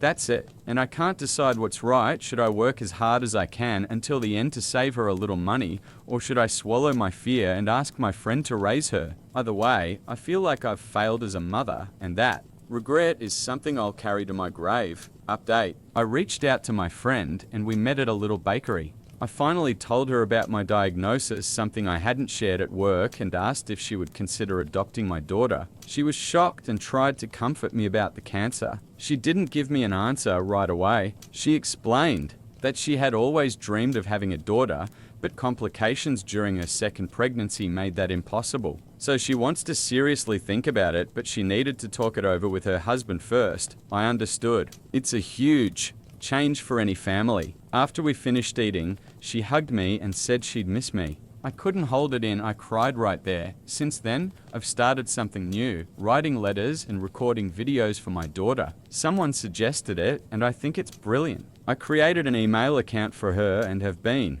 making short videos for her future birthdays, first crush, graduation, first job. Most of them are bittersweet messages reminding her not to repeat my mistakes. A few days later, my friend texted me. After a long discussion with her husband, they're both seriously considering adoption. They have a rule for big life decisions. Agree together, then wait a little while before finalizing. If they still feel the same after some time, they move forward. She told me it's not a definite yes yet, because there are still things they need to sort out. But she made it clear they really like the idea, even though they don't know. My daughter, well, just yet. Her husband and 6-year-old son had never even met my daughter before, and my friend only knew about her through the stories I shared. So they came up with a plan. For the next month, I'll be waking up 2 hours earlier than usual to drop my little girl off at their house. My friend's husband works from home, so he'll watch her during the day, giving her time to get comfortable with him and their son. Later, I'll head to work with my friend. This way, her family can slowly get to know my daughter, and she can get to know them. She also told me she wants us to spend Christmas together. Yesterday was the first day I dropped my daughter off there. When I came to pick her up, she looked happier than I'd seen her in a long time. My friend's husband admitted it wasn't perfect. She was shy, scared, and didn't want to play with their son. But he said that's normal for a first day and that things would probably improve. Today I brought her again, and while she mostly just watched their son play, it already went better than yesterday. That's where we are now. I'm terrified this might all be for nothing, but at least my daughter is already starting to feel more comfortable in their home. Even if they ultimately say no, at least she'll have these good memories, something warmer than what I was able to give her alone. Comments from strangers online, sending you endless love. I hope you can find peace, knowing you're doing everything possible to give your little girl a safe, loving future. Even if this doesn't work out, you've already given her so much by trying. One person gave me important advice about the email account I set up for my daughter. They warned me to make backups of all the videos and letters on a USB, CD, or cloud storage because accounts can be shut down after inactivity. That shook me. The thought of my daughter losing everything I left behind terrifies me. I promised myself I'll back up everything and maybe even tell my friend about it later, in case she needs to help keep it alive. Another comment really touched me. I'm just a stranger on the internet, but as a mother, I want you to know I'm proud of you. Everything you have left is poured into your daughter, and that's exactly what makes you an incredible mum. Someone suggested something beautiful, writing down recipes, little family traditions, and details only I know, like my favorite color, the music I love, the places that make me happy. Not typed, but handwritten, so my daughter has something real she can hold onto when she misses me. The idea made me cry in a good way. I've decided I'll write down her favorite meals, like my egg salad sandwiches she loves so much, and keep a journal of small, happy moments for her. I also thought about leaving her a letter for her 13th birthday. The only thing I have from my own mother is a necklace with swirls and thorns carved into the metal and a clear stone in the center. It's the only piece of her I ever had. And one day, it will belong to my daughter. I want her to know its story, that it was her grandmother's, then mine, and now hers. Second update. I'm sorry it took me so long to come back. A lot has happened, and this will probably be my last. Post. Right after Christmas, I got very sick. My chest felt like someone was pounding it with a hammer, and then I started coughing up blood. My best friend panicked, thinking I'd caught something contagious since doctors had warned me even a simple illness could kill me now. We rushed to the hospital. Thankfully, I didn't catch anything new, it was just my cancer worsening. At that point, I was still working, so at least insurance covered most of the bills. Then, something awful happened. The very same week, my job called me in. Remember how I said I'd be the first one cut if anything happened? Well, they told me they couldn't keep me employed anymore. Because I'm dying. They said it wasn't fair to my coworkers since I was less productive and they had to pick up the slack. I guess I knew it was true. I had been struggling, missing days, leaning on others. But still, I didn't expect them to actually complain to management about me. It crushed me. I really thought I could hold on until the end of the month to at least pay rent one more time. Instead, I walked out of there jobless, humiliated, and reminded once again how much of a burden I've become. I could barely cover rent, utilities, food, transport, and medical bills. That's when my best friend and her husband stepped in. They agreed to adopt my little girl. She shared some of their plans with me, but I told her maybe it would be best if my daughter moved in with them right away. When she asked me why, I confessed I had been fired, and with my tiny savings, I couldn't possibly take care of the two of us. That's when she surprised me. She said both my daughter and I could move in with her family. They have more than enough space in their house with several guest rooms, and I could choose whichever one I wanted. At first, I tried to refuse. After all, they were already doing so much for us. But she insisted. She said having me there in my final months would actually help them too. I could show them how to make my daughter's favorite meals, help decorate her new room, and guide her through the transition. She told me I would never be a burden. Right now, we're working through the adoption papers, so everything is in place when I'm gone. And honestly, being here has helped my daughter settle into her new home so much faster. Her family is also very secure. They even have their own family lawyer who's been handling all the legal steps with me when I'm strong enough to sit through meetings. I want to share something beautiful. This Christmas, spent with my friends. Family was the best Christmas of my life, and my daughter's too. They had 5 Christmas trees scattered throughout the house, each one decorated differently. And thanks to my friend, I was able to give my daughter a truly special gift, a stuffed bunny from Build-A-Bear with a recorded message inside. I told her how much I love her and that I'll always be trying to protect her. Now she has something of me she can hold forever. My friend also knows about the letters. I'm nearly finished with them, just a few left to write. I gave her all the passwords to both my email and this account, so when I'm gone, she can delete them. I'm sorry, but I don't want people writing to me after my death. Since my last update, messages have exploded. Apparently my story ended up on TikTok, and now strangers from everywhere are reaching out. It's strange. I've never had this kind of attention in my life, and now, as I'm dying, people finally want to talk to me. Many have written to say that if my friend had refused, they would have gladly adopted my daughter themselves. I can't thank you enough, but luckily my friend said yes. If you still feel that urge, please reach out to your local foster system. There are children there right now, suffering the way I once did, waiting for someone to give them a life I never had. Others have offered to send money. Please don't. I've worked for everything I had my whole life, and I can't bring myself to accept money from strangers just because I'm dying. I also want to address the questions about race. Some people asked why it mattered to me that my friend's family is a different race from me and my daughter. My fears never came from thinking we were better because we're white. Quite the opposite. I've seen too much in the system, and I spoke with kids who were placed with families of a different race. Some of them told me about terrible experiences not because of their parents, but because of the world outside. People insulted them.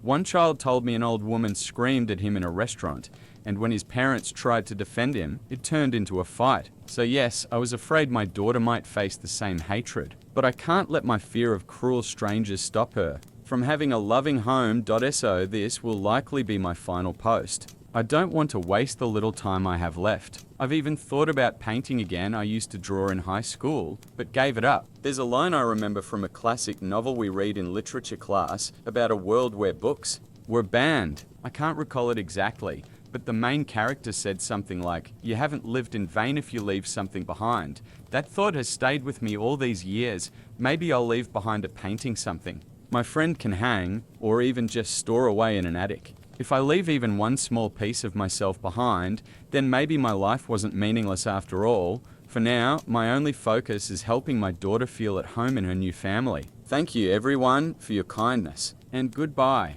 Comments. What about your daughter's father or grandparents? I'm so sorry this is happening, but please think of family first. Author's reply, her father is in prison, and I hope he stays there a very long time. His crime was against children. Even if he's ever released, he'll never be allowed near her, and I don't want him near her anyway. My parents are gone. Final update, I must have written and deleted this post a dozen times. She asked me to write to you when she was gone. It has taken me until now to find the strength. Forgive me. We buried her 2 weeks ago. At her funeral were my colleagues, our family, and the friends she had managed to keep close throughout her life. When she first saw the prices of caskets and burial plots, she had a panic attack. We told her we would choose the simplest, cheapest options. We lied. She deserved better. Than that, she deserved a proper farewell and a place of rest worthy of her strength. Her name was Michelle. She entered the foster care system at the age of 3 after losing her mother in a car accident. She never knew her father. At 16, the man who was supposed to protect her instead pulled her out of school. By 18, she discovered she was pregnant with his child. Not long after, police found terrible images and videos of children on his computer, and he was arrested. From then on, Michelle fought to survive working, providing for herself and for her daughter, never asking for more than she thought she was allowed to have. She joined our company just after her 19th birthday. Only a few months ago I learned she had lied on her sum to get the job. When I asked her why, she smiled and said, "What difference does it make? They taught me everything anyway." That was Michelle in a single sentence, unafraid to take a risk if it meant moving forward. It breaks me to read the letters she left behind for her daughter. She thought so little of herself, but she gave everything she had to the people she loved. She carried herself with quiet confidence, with her head held high, even when the world had done nothing but try to break her. To us, she always seemed fearless. Even in her last months, when fear and grief caught up with her, I believed she had earned the right to every single moment of weakness. Michelle had this way of befriending people others ignored. Before she moved in with us, she knew the homeless, men who stayed near her apartment. One of them, Ted, lived by the gas station close to the bus stop. Just before her health collapsed, she asked me to take her there. I thought she wanted one last look at the neighborhood she used to call home. But she went to the corner store, bought a sandwich, and quietly handed it to Ted. He came to her funeral. I don't want to dwell on her last weeks. They were spent in the hospital, and she was so fragile, so unlike the Michelle we all knew. We visited as often as we could, but it was hard on our children to see her that way. It was hard on all of us. Still, we couldn't leave her alone. On our last visit, I knew. I felt it. That night, she passed in her sleep. At the service, the flowers were gladiolus and poppies. We chose gladiolus because of what they symbolize: strength, integrity. Michelle had asked for poppies. She always called our little girl her Poppy, her small red flower. We even painted little poppies on the walls of her room. Now, every night, she still clutches the stuffed bunny Michelle made for her, the one with her recorded voice inside. Michelle never finished her painting. Somehow, that makes it even more precious. We'll hang it in our daughter's room when she's older, so she'll know it was her mother's last gift. The letters are ready too. The first will reach her on her 4th birthday. The recipes, the words, the memories Michelle left, these we will pass to her slowly as she grows. We've arranged survivor's benefits for her, and we're saving them in a college fund, so she'll one day have the choices Michelle never did. That's all I can manage to say for now. In a few weeks, I'll delete this account as Michelle asked me to. My husband and I have promised to raise our daughter with all the love we can give with the same boundless love Michelle gave her. Thank you, all of you, for your kind words and for holding space for her story. Almost 7 years ago, my family cut me off completely and threw me out of the house. At the time, I was only 22, still working my first job, not financially stable enough to rent on my own. It all happened so suddenly that I had no time to prepare emotionally or financially. And the reason for all of it was my sister Hannah. Hannah and I were never especially close. She was quite a bit older than me. By the time she was 27, she married her boyfriend Pete. They stayed married for about 3 years before she filed for divorce, claiming Pete had been cheating on her with one of my friends. Back then, I was still living with my parents after college, saving money before moving out. Everything at home was fine until Hannah came back one night in tears, declaring she'd discovered Pete's betrayal. According to her, he had been having an affair for 6 months and somehow it was my fault. The reason? I had introduced Pete to my friend Emily. She had been struggling to gain weight, and since Pete was a certified nutritionist, he offered to help her out. That was it. Hannah twisted that into a story that Emily was the woman Pete cheated with. I was stunned. Emily and I weren't super close, but I knew her well enough to believe she would never get involved with a married man. And Pete, if anything, he always seemed hopelessly devoted to Hannah. He talked about her constantly, and not once in those 3 years did I see anything suspicious. But none of my doubts mattered. My parents instantly sided with Hannah. They didn't ask for evidence, didn't question anything, they just took her word for it. I can't blame them for choosing their daughter over their son-in-law, but what broke me was how quickly they turned on me. Hannah stormed into the house one day, hysterical, and convinced them that I was to blame for ruining her marriage simply because I had introduced Pete to Emily. Within minutes, they told me to pack my things and leave. When I begged them to listen, they said if I didn't go on my own, they'd throw me out, and just like that, I lost my home and my family in the same day. I still remember sitting on the curb outside with my bags, crying for an hour before finally calling a friend to let me crash at his place. I tried reaching out to my parents in the days that followed. Calls, texts, visits, nothing worked. They blocked my number. The one time I went to the house, my mum threatened to call the police if I didn't leave. That's when it hit me they truly believed I was responsible. Looking back, maybe. I shouldn't have been surprised. Hannah was always the favorite. I was the unexpected second child, the one who got leftovers while she got the spotlight. As kids, it didn't matter much to me, but I never thought that favoritism would destroy my place in the family entirely. Pete blocked me to no explanation, no chance to defend myself, and Hannah moved back in with my parents, making it impossible for me to even try talking things out. The only person left who might know the truth was Emily. We weren't close, but I reached out anyway. When I explained what Hannah had accused me of, she was horrified. She swore nothing ever happened between her and Pete, that their interactions had been strictly professional. To prove it, she even told me about her long-term boyfriend. They were already talking about marriage. She showed me photos of the two of them together. Her explanation made infinitely more sense than anything Hannah had said. Deep down, I already knew Hannah had lied, probably to cover the real reason for the divorce. But without any proof, I was powerless. My family had made up their minds, and I was left alone. Back then, all I wanted was to reconnect with my family. Despite everything they had done to me, I still missed them terribly. But as time passed, I had no choice but to adapt. I found an apartment, poured myself into work, and tried to build a life. Bills had to be paid, and keeping myself busy was the only way I knew how to cope. It wasn't easy. The pain was overwhelming, but slowly I taught myself to move forward with or without their support. Years went by and life began to change for the better. I moved out of that tiny apartment into something much nicer, built a stable career. And just last week I proposed to the woman I've been dating for 2 years. She said yes, but the real turning point came shortly after my engagement. A few days after my fiancée Lisa posted our engagement photos on Instagram and cross-shared them to Facebook, I got an email. Not just any email, but the email that finally explained everything that had happened years ago, complete with proof. It turned out that Lisa, who works as a doctor, had once met Pete, my former brother-in-law, at a medical seminar. They had stayed loosely connected on Facebook. That's how he stumbled across our engagement post. For the first time in years, I was glad the world was so small. Instead of messaging me directly,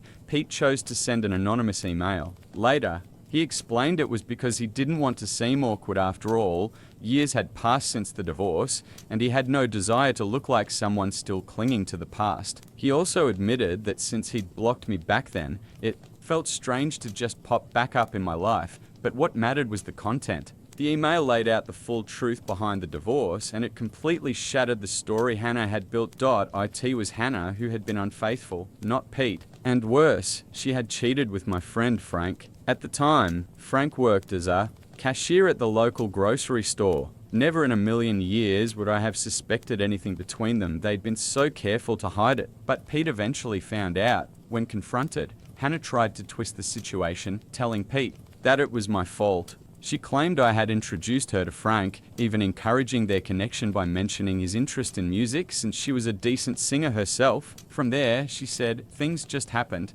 To cover her tracks, she even insisted I had helped them hide the affair all along, which was, of course, a blatant lie. Pete admitted he was furious when he found out. Instead of thinking clearly, he blocked everyone in my family, me included. Looking back, he knows it was the wrong move, but at the time, anger clouded everything. The email itself included screenshots of conversations between Hannah and Frank, messages where they openly confessed their love, joked about how easy it was to fool Pete, and arranged secret meetups. Hannah had even signed off using her rarely mentioned middle name, something only a few people knew. There was no denying it. Reading those messages was surreal. For the first time in years, I had undeniable proof Hannah had lied about everything. I eventually confronted Pete in person after realizing he was in Lisa's Facebook friends list. He admitted that Emily, my friend who'd originally been accused, had told him her side years ago. He just never told me because he didn't want to stir things up again. He regretted it now because if he had spoken up earlier, I could have cleared my name long ago. Still, he was willing to help me now. Pete and I agreed that Hannah's lies had destroyed enough lives, and neither of us wanted her manipulations to stand unchallenged any longer. The truth was clear. Hannah had weaponized her family's trust to protect herself, even if it meant sacrificing me. She dragged my name through the mud, convinced my parents to disown me, all to keep her own reputation intact while she pursued her affair. And for the first time in years, I had the evidence to finally set the record straight. I'm certain my sister never once tried to tell our parents the truth. Instead, she kept feeding them lies during the divorce, and they swallowed every word without hesitation. She knew that if our parents ever discovered she was the one who cheated, she'd be in serious trouble, and she just couldn't allow that. Well, now the truth is finally out, and I'm going to use it to destroy her life the same way she destroyed mine all those years ago. I wasn't sure if my parents were still living in the same house since I hadn't seen them in 7 years, but an old neighbor confirmed they never moved. Even better, Hannah still lived with them. That didn't surprise me at all. She was always lazy and hated responsibility. Living off aging parents while they did everything for her was exactly her style. 2 days ago, Pete and I showed up, unannounced. My mum opened the door and we pushed our way inside before she could react. My dad and Hannah were sitting in the living room, the happy family reunited, but only for a moment. Their faces twisted as soon as they saw us. My dad immediately started shouting, threatening to call the police if we didn't leave. I told him he could do whatever he wanted, but only after reading the documents we brought. My parents looked confused, while Hannah turned pale and bolted to her room. I figured she was trying to avoid the inevitable, but there was no escaping it. Pete pulled out the divorce papers and screenshots of Hannah's messages with Frank while I explained the real story. Pete also revealed how Hannah had been forced to give up our grandmother's diamond heirloom ring to settle the divorce, since her teacher's salary couldn't cover the payout. My parents were stunned. We sat there watching as the drama unfolded. My dad demanded answers from Hannah, but when she tried lying yet again, even with the evidence right in front of her, he'd had enough. He packed her belongings, shoved them into a bag, and kicked her out of the house on the spot.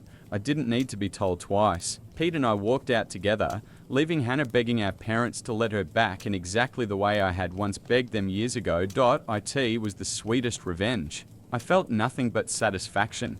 A couple days later, Hannah showed up at my place, demanding I fix things with our parents. I don't even know how she found my address, but I told her point blank that I owed her nothing. She ruined my life, and I simply returned the favor. We were even now. Apparently, she has no pride left, because the moment I said that, she broke down sobbing, calling me a monster. I honestly didn't care. I put on my headphones, turned up the music, and let Lisa keep working peacefully in her office. Eventually, Hannah left, but not before scrawling a message on my door with a marker, reminding me that I'm a vengeful monster. To be honest, I don't feel bad about what I did. I don't think I'm the villain here. I didn't lie or scheme like she did. I just exposed the truth.so. Am I really the bad guy for ruining my sister's life and getting her kicked out of our parents' home 7 years after she blamed me for her divorce? Drop your thoughts in the comments. Update 1: Hannah didn't stop bothering me. Even after a week, she kept calling non-stop 14 times in one day. I finally threatened to involve the police, and that made her back off at least for now. I have no idea how she keeps getting my number after I block her, but apparently she has her friends add me into group calls from different numbers. She's tried to guilt trip me, saying her teacher's salary isn't enough to live on. But no, that's not the real issue. What she really hates is finally having to pay rent, utilities, and groceries herself. And honestly, that's not my problem.as for my parents. They aren't much better. They found me on Facebook after seeing Lisa's engagement post. Now they're suddenly interested in being part of my life again. They even hinted that they expect to be invited to my wedding. They still haven't apologized, but somehow think they deserve to show up on one of the most important days of my life. Lisa and I laughed reading their messages because they were so delusional it almost seemed like a bad joke, but in truth, the whole thing is more sad than funny. Update 2: Hannah showed up at my house again, even after I threatened to report her for harassment yesterday. I was getting ready to leave for work, but she stopped me by flopping onto the hood of my car, refusing to move until I spoke with her. It was incredibly annoying, and this time I actually called the police. They took her away while she screamed and cried, trying to paint me as the bad guy. Unfortunately for her, nobody bought it. It took some time to file the official report against her, but as soon as I did, I rushed to work so this incident wouldn't ruin my day. I figured my parents would bail her out since she's their favorite, and I was right. They sent her home and then followed up with a long message telling me I had been too harsh and unfair to them over a mistake they supposedly made almost 10 years ago. It was laughable. Nothing my sister and parents did to me back then could ever be called merciful or fair. No mercy stopped them from literally throwing me out of the house with nowhere to go. So now, I see no reason to offer forgiveness or kindness. I messaged my parents saying that after all these years, they had lost any right to tell me what I can or cannot do, and that they should stop deluding themselves. I haven't blocked them yet, had to check the message first, but I will. Soon, hopefully. Then I can finally cut that whole family out of my life for good. Update 3: I just got home from work, checked my socials, and saw that my parents sent me another long message. Lisa and I read it together, and I swear it was the funniest thing I've ever seen. These poor people don't realize that nothing they say or do now can hurt me. I just laughed at how pathetic they are. They still think we're a family and announced they'd taken Hannah back, claiming both of their children deserve a second chance, as if I was ever in the wrong. They expected Lisa and me to visit them for dinner before my wedding to civilly resolve our differences. Too bold of them to assume I'd ever want them anywhere near my wedding. We laughed at their absurd message, and I responded that I had zero interest in any invitations from them.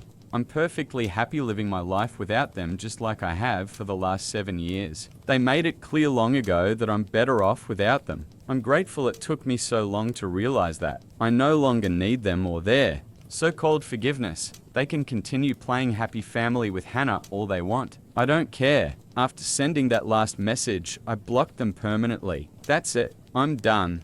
I'm sure they'll try to contact me again somehow, but it doesn't matter. Lisa is the only family I need, and I'm happier than I've ever been with just her. My parents and sister never could see past their own noses, and I doubt they ever will. Next time they try to reach out, they'll be talking to my lawyer. My mum and unemployed sister are trying to take 80% of my father's inheritance. They nearly ruined his business's reputation and now accuse me of embezzlement. I'm 32, and this has been one of the hardest weeks of my life. My dad suddenly passed away from a heart attack, and on top of grieving, I'm forced to deal with ugly family drama. Never in a million years did I think I'd face something like this at my age, but here we are. My parents divorced when I was 15, and it was brutal. My mum cheated on my dad with his best friend, which tore our family apart. My younger sister, Emmy, she's 28 now, sided with mum. I chose to live with dad, and things were never the same between us again. Dad was a self-made businessman. He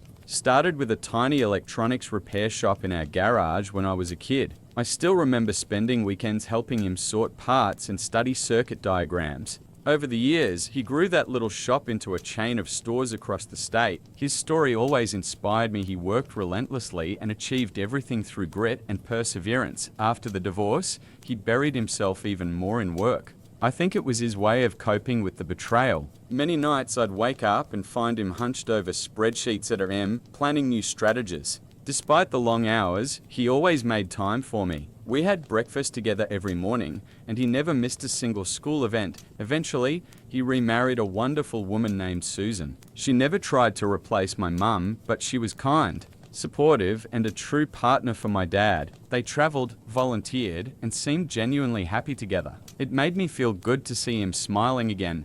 Meanwhile, mum's life went downhill. Her fling with dad's ex-best friend didn't last, and since then she's been struggling financially. She always claimed dad cheated her in the divorce, but from what I know, the settlement was fair. He even let her keep the family home, which she later had to sell because of her own poor money management. Over the years, she bounced from one job to another: real estate, retail, catering. Every time she started with enthusiasm but gave up as soon as things got difficult. Emmy followed the same path, dropped out of college, hopped from job to job, talked about big dreams but never saw them through. She leaned on mum financially and emotionally, and together they lived in this strange bubble of resentment against my dad.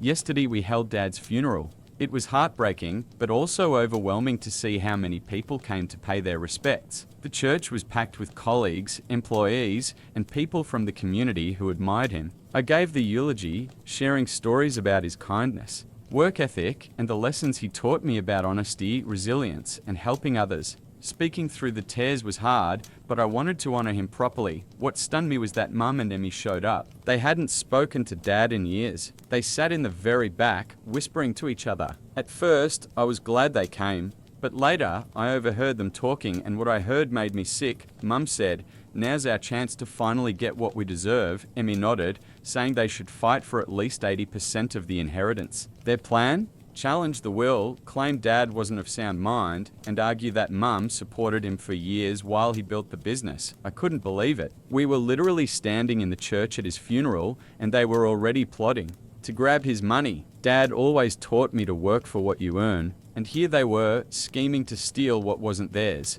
It felt like betrayal, not just of me, but of everything he stood for. I wanted to confront them right then, but I held back. It was Dad's funeral, not the place for a scene. Instead, I kept quiet and decided to stay alert. In the days after, I noticed Mum and Emmy acting suspiciously sweet towards Susan, completely unlike them. They were trying to win her over, hoping she'd soften. I even caught Emmy snooping around Dad's office, pretending to look for family photos, but obviously searching for documents to use in court. Yesterday, we finally sat down with Dad's lawyer for the reading of the will. Susan was quiet, still shaken from losing him. Mum and Emmy kept shifting in their seats, glancing at each other nervously. I tried to keep my face neutral, though inside I knew exactly what they were hoping for. As expected, Dad left the business to me since. I'd worked alongside him for years and understood it best. Susan inherited the house and a large portion of his savings. He also made several charitable donations, true to his values, and Mum, Emmy, they weren't even mentioned. Mum and my sister only got symbolic amounts, $10,000 each.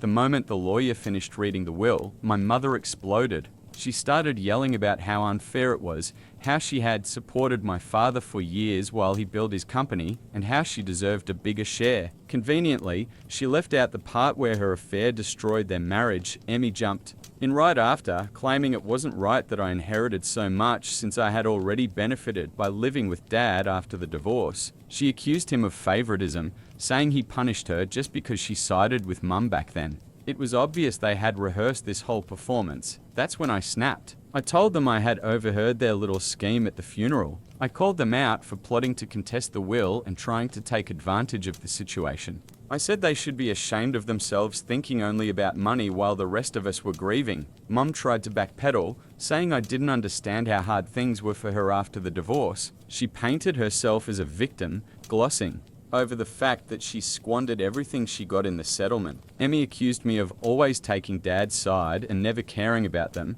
but I stood my ground. I reminded them how they treated Dad all those years, cutting him off, rejecting his attempts at reconciliation. I pointed out that he didn't owe them anything. The fact that he left them even a token amount was proof of his generosity. The meeting ended with Mum and Emmy storming out, threatening to bring in lawyers. Susan broke down crying from the stress. The attorney reassured us that the will was solid and very hard to challenge, but he warned that if they did file a lawsuit, things could get ugly and drag on for a long time. Since then, my phone hasn't stopped buzzing. Relatives keep reaching out with their opinions. Some are on my side, saying Mum and Emmy are just being greedy and that Dad had every right to decide what happened with his estate. Others say I'm being too harsh and should try to see their perspective. A few even suggested I hand over part of my inheritance for the sake of peace in the family, but I refuse. Dad worked himself to the bone for everything he built. He alone had the right to decide how his estate would be divided. Mum forfeited any claim the day she cheated and walked away. Emmy chose her side back then, and she barely had any relationship with Dad for years. I've spent the last several days digging into Dad's business records, determined to be ready in case they take this to court. From everything I can see, Mum's claims of supporting him while he built the company are exaggerated. The truth is, the business only really took off after the divorce, when Dad threw himself completely into work. I also spoke with longtime employees who had been with him from the early days. They shared stories of his dedication, working nights, weekends, never slowing down. One of them, Jim, told me how Dad gave him a chance when no one else would. Jim had a criminal record from his youth and couldn't find a job anywhere, but Dad hired him as a janitor and later helped him rise all the way to store manager. There are dozens of stories like that. Dad didn't just build a company, he built opportunities for people. Hearing those stories has only strengthened my resolve to defend his legacy. He wasn't building this business for greed. He wanted to create something lasting, something that supported entire families. I can't let my mother and sister's selfishness put that at risk, but I'd be lying if I said I wasn't conflicted.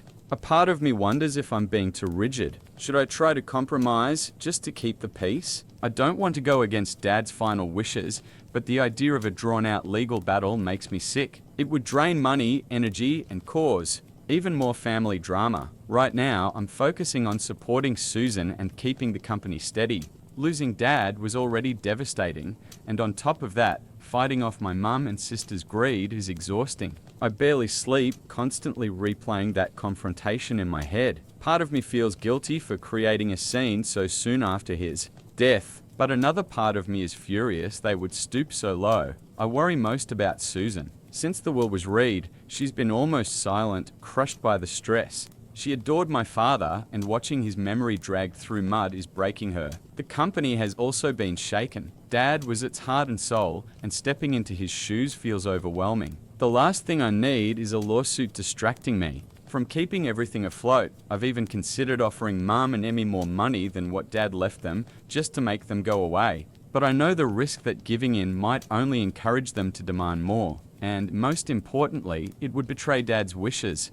Last night, I found an old family photo album in Dad's office. One picture stopped me cold, the day of the first store's opening. Dad stood there cutting the ribbon, Mum smiling beside him, and Emmy and I clapping as little kids. We looked so happy, so proud. And I wondered, how did we end up here? How did that family turn into this? So here's my dilemma. Am I wrong for confronting my mum and sister so harshly, for standing my ground on honoring Dad's will? Should I fight this battle to the end, or try to compromise for the sake of family peace? I honestly don't know. If Mum and Emmy truly had zero chance of winning in court, part of me thought about just offering them a little more money to make them go away. Not a stake in the company, never. But if Dad left them each $10,000, maybe I'd offer 20-30K just to avoid endless headaches and move on with my life. Because in the end, nerves cost more than money. But if there was any chance they could actually succeed, maybe it would take a bigger offer to settle.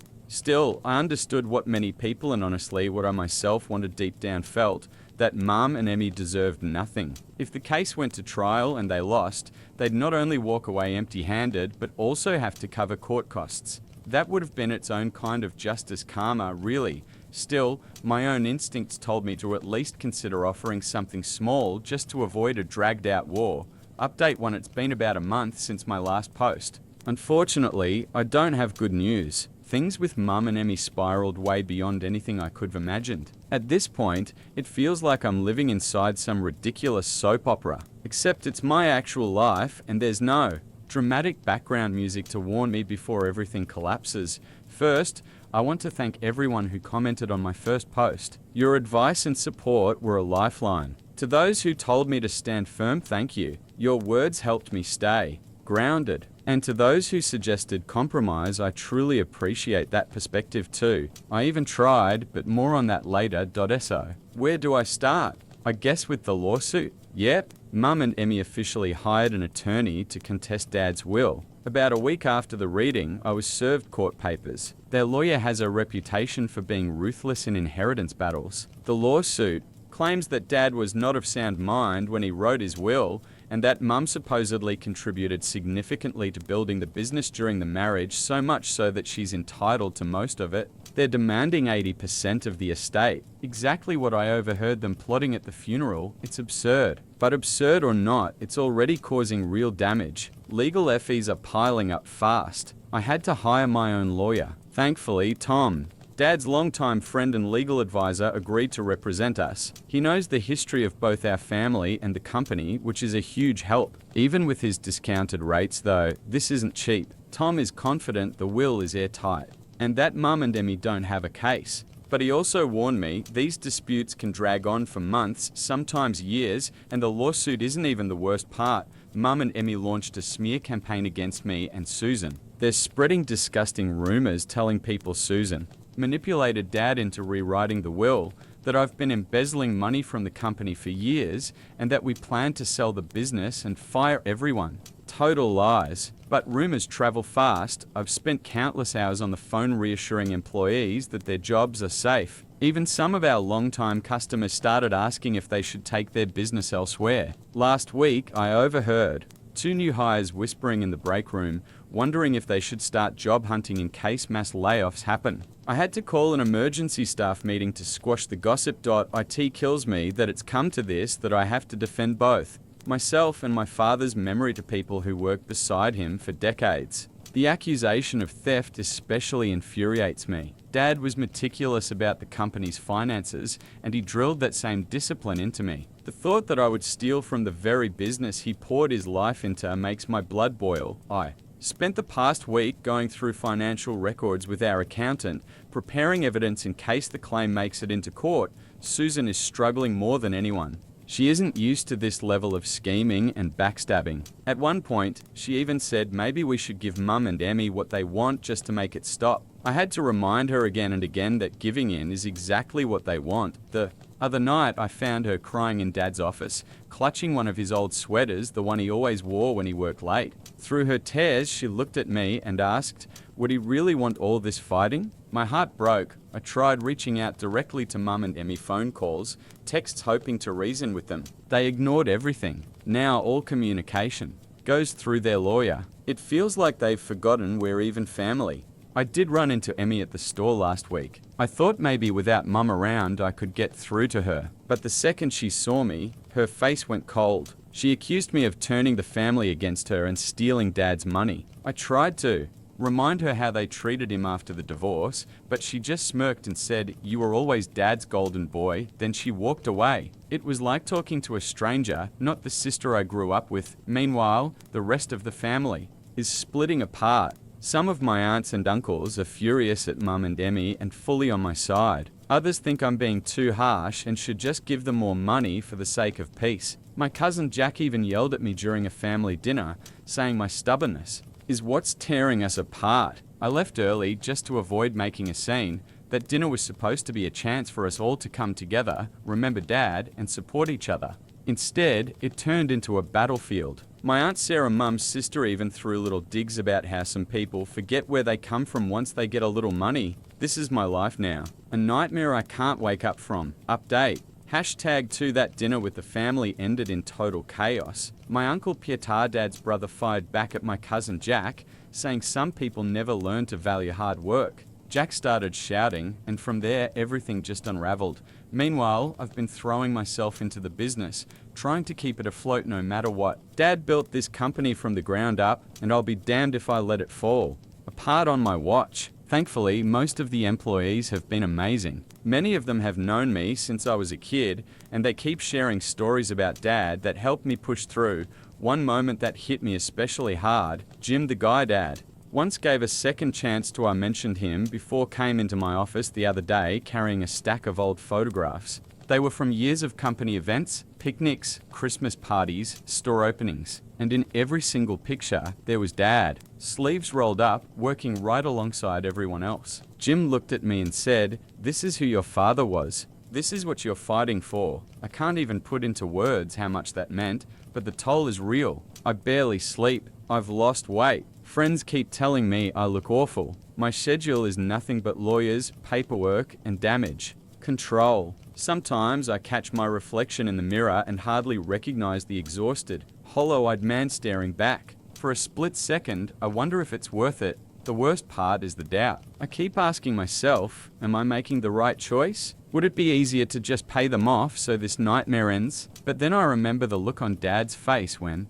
he told me he was leaving the business to me. I can't betray that trust. I won't. Tom, our lawyer, reminds me constantly, this is a marathon, not a sprint. He says lawsuits like this can drag on for years. So I've started documenting everything, every nasty rumor, every ignored call, every attempt I've made to reach out. We're also gathering testimony from long-time employees about Dad's work ethic and how the business grew after the divorce. To counter Mum's ridiculous claims that she helped build it. At the same time, I've realized I need to fight not just in court but also in the court of public opinion. I'm planning a company-wide meeting to directly address the rumors and reassure everyone that their jobs are safe. I also intend to personally call some of our biggest clients to maintain their trust.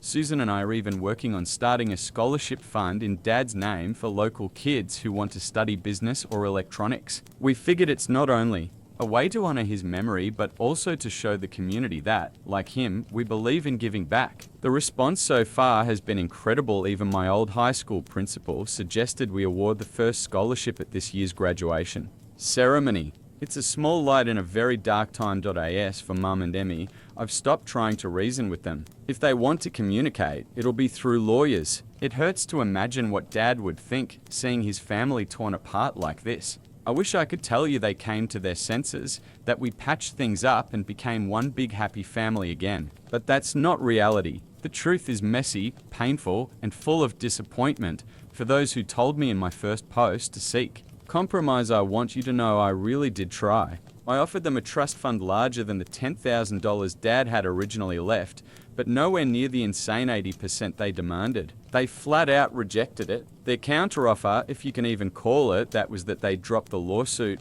If I gave them 70% of the inheritance and walked away from the company entirely. When Tom told me that, I almost laughed. It's so detached from reality, it made me wonder if we even live in the same world anymore. So here I am, preparing for a long, ugly legal war with my own mother and sister. Definitely not what I expected when we buried Dad just months ago. But this is the path, and I'm walking it. What weighs on me the most is knowing that no matter how this ends, our family will never be the same. Even if by some miracle Mum and Emmy dropped everything tomorrow, too much has been said. Too many lines have been crossed. Trust is gone. Love. I don't even know if it was ever there from their side, but I'm not fighting alone. Susan has been my rock through all of this. She misses Dad, she hates the rumors, she feels the weight of the lawsuit, but she's still here, reminding me what we're fighting for whenever I start to doubt. And beyond her, I've got Dad's old friends, employees who feel more like family than blood ever did, and loyal clients reaching out to show support. Maybe that's what Dad was trying to teach me all along, that family isn't just blood. Family is the people who stand beside you, share your values, and help you be the best version of yourself. I'll write another update when I have news. In the meantime, if anyone has advice on surviving baseless lawsuits or pushing back against smear campaigns, I'm all ears. And thank you again truly for all the support. It means more than you know. Hopefully, the next update will bring better news. Final update, what a year it's been. I kept putting off writing this last update partly because life stayed hectic, but mostly because I wanted to be absolutely sure everything was over before sharing it with you. Now it is, and I promised to keep you in the loop. So here we go. Let's start with the lawsuit. After months of legal battles and mountains of paperwork, we finally had our day in court. It was exhausting beyond words. Mum and Emmy's lawyer pulled out every trick he had, painting Mum as the long-suffering wife who sacrificed everything for Dad's business only to be cruelly cast aside. He even brought in so-called experts to testify about the emotional labor of a spouse being the foundation of a company's success. Theatrics were off the charts. He had Mum take the stand, telling stories about lonely nights while Dad was at the office conveniently leaving out her affair with his best friend. But Tom, our lawyer, was ready. He presented proof of Dad's endless hours of work, employee testimonies about how the company really grew after the divorce, and financial records showing Mum had already received a fair settlement back then. He also didn't let her gloss over the affair. One of the most powerful moments came from Jim, the same employee Dad gave a second chance to. He told the court how Dad believed in him when no one else would, and how he watched firsthand as Dad's determination built the business. By the time he finished, there wasn't a dry eye in the room except for Mum and Emmy, who sat stone-faced, like they'd swallowed something bitter, but the knockout blow came from something completely unexpected. Remember how Emmy had snooped around Dad's office after the funeral? Turns out she did find something Dad's old journal from the divorce years. They thought it would strengthen their case, maybe show Dad's state of mind. Instead, it destroyed them. When Tom got it during discovery, it told a very different story. Pages about sleepless nights, juggling payroll, taking out a second mortgage on the house to keep the company alive. Notes about Mum's indifference to the business, her reckless spending, and yes, her affair. I'll never forget one entry Tom read aloud. Dad wrote about a night when everything was on the brink of collapse. He came home desperate to talk money, only to find Mum out partying, having spent hundreds on a new outfit. He described how alone he felt, how close he was to giving up. But then he wrote about quietly checking on me while I slept. And that moment gave him the strength to keep going. For my son, he wrote, I will build a legacy he can be proud of. Hearing those words in court nearly broke me. But they also reminded me why I was fighting. After that, things moved quickly. The judge ruled in our favor, threw out their case, and ordered Mum and Emmy to cover our legal fees. On paper, it was a total victory. But it didn't feel like joy, just relief, and a heavy sadness that it ever came to this, and that wasn't the end. Remember the smear campaign they'd been running? It backfired. Some of the nastier rumors, like embezzlement and claims that we planned to sell the company, were legally deemed defamatory. We didn't sue, but the threat alone forced them to issue a public retraction. Watching them admit they'd spread lies was surreal. They looked small, defeated, nothing like the bold, angry women who started all of this. Part of me pitied them, but mostly I was angry for everything they'd put us through. The fallout was massive. Relatives who once doubted me or even sided with them turned away once the truth came out. The business, though shaken at first by the negativity, ultimately grew stronger. Employees and clients saw our transparency, our willingness to stand and fight, and it built trust instead of eroding it. We held a company-wide meeting afterward, where I laid everything out honestly and shared our plans moving forward. I was nervous people had lost faith, but when I looked around, all I saw were supportive faces, and the scholarship fund we set up in Dad's name, it's already changed lives. We've helped a dozen local kids chase their college dreams. At the first ceremony, handing out those scholarships and telling Dad's story about his belief in hard work and giving back felt like the perfect way to honor him. On a personal level, this whole ordeal has changed me. I've learned how quickly people can turn against you, but I've also learned who truly stands by your side. I found family in Susan, in our loyal employees, in the friends who never wavered even in all of you, who listened, advised, and sent words of encouragement when I needed them most. As for Mum and Emmy, I haven't spoken to them since the verdict. Maybe I never will. That's a wound time alone won't fix. So here it is, the final chapter. Thank you for following me through this storm. Your support meant more than I can ever say. It's time to close this book and focus on building the future Dad dreamed about. This will be my last update. My wife and her best friend accused me of cheating and lost their minds when they found out I wasn't. I'm 31. My wife is 29. Last year, we had a baby. The birth was traumatic, and my wife developed postpartum depression. Originally, she planned to return to work after giving birth, but the challenges were so intense that we decided to wait until our daughter turned 1 and then reassess the situation. She attends weekly appointments with a psychiatrist. Since my wife stayed home full-time, I had to work more. We discussed this in advance before making the decision. A few weeks ago, my boss offered me a project that required a lot of overtime.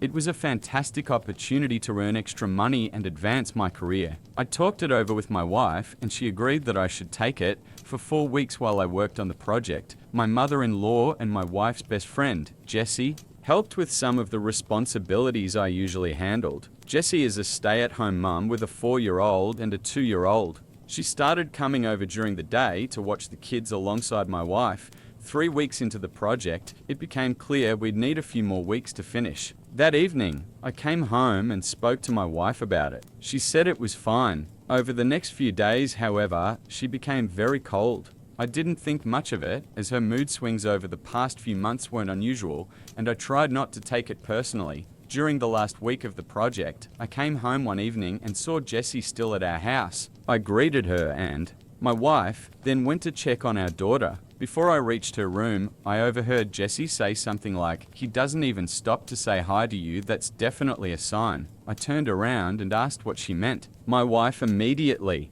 started crying while Jessie accused me of cheating. Jessie said I must hate my wife because of her postpartum depression and that she wasn't attractive to me anymore since gaining weight after pregnancy. None of this was true. I've been doing my best to support my wife through her depression and take care of our family, and I think she looks beautiful as she is. She simply wasn't in the mood for intimacy, and I didn't pressure her. Then Jessie demanded to see my phone. I said no. She claimed that was proof I was guilty. I told my wife she could check my phone if she wanted. She nodded. Something inside me broke. It hurt that she believed I was having an affair and that she didn't trust me after everything we'd been through. She looked through my phone. There was nothing incriminating. Jessie then accused me of deleting evidence and started shouting, waking our daughter. I told her to leave the house. Eventually, she left, and I went to calm our daughter while my wife sat on the couch crying. Once our daughter was asleep again, I sat next to my wife and tried talking to her. She admitted she'd been worried ever since I started working overtime. I reminded her we had discussed the project beforehand, and she had agreed I should take it. She said it was suspicious that the project timeline had been extended. I explained that sometimes these things happen and showed her messages, emails, and payroll records proving the overtime. She apologized for doubting me and said she trusted me again. It was just that Jessie kept telling her these things were signs. I asked my wife why she trusted Jessie more than me and why she didn't come to me first with her concerns. She had no answer. A couple of weeks later, the project ended. I've reduced my workload a bit to spend more time with my wife and daughter, but I feel completely drained trying to accommodate her and anxious, because deep down I know she doesn't fully trust me. I wonder what will happen next time I take on a project or have a work assignment, or if I go on a business trip. Will this cycle of accusations happen again? I've tried bringing it up a few times, but my wife says it's not the right time. She's tired and sad. I try to respect her feelings, but I can't help wondering if there's room for my feelings in our family anymore.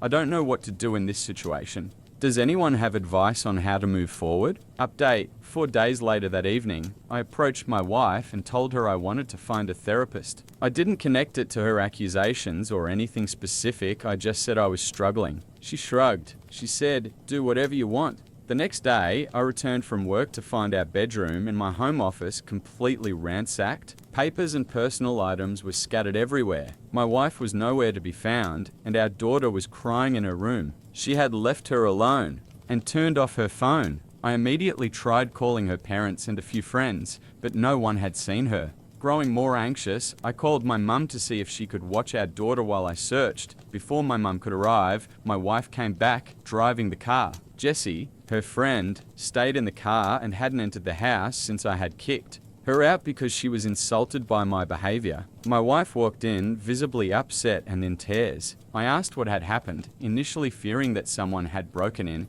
Instead, she started yelling at me, accusing me of cheating and claiming that my visits to a psychiatrist were a cover to see a mistress.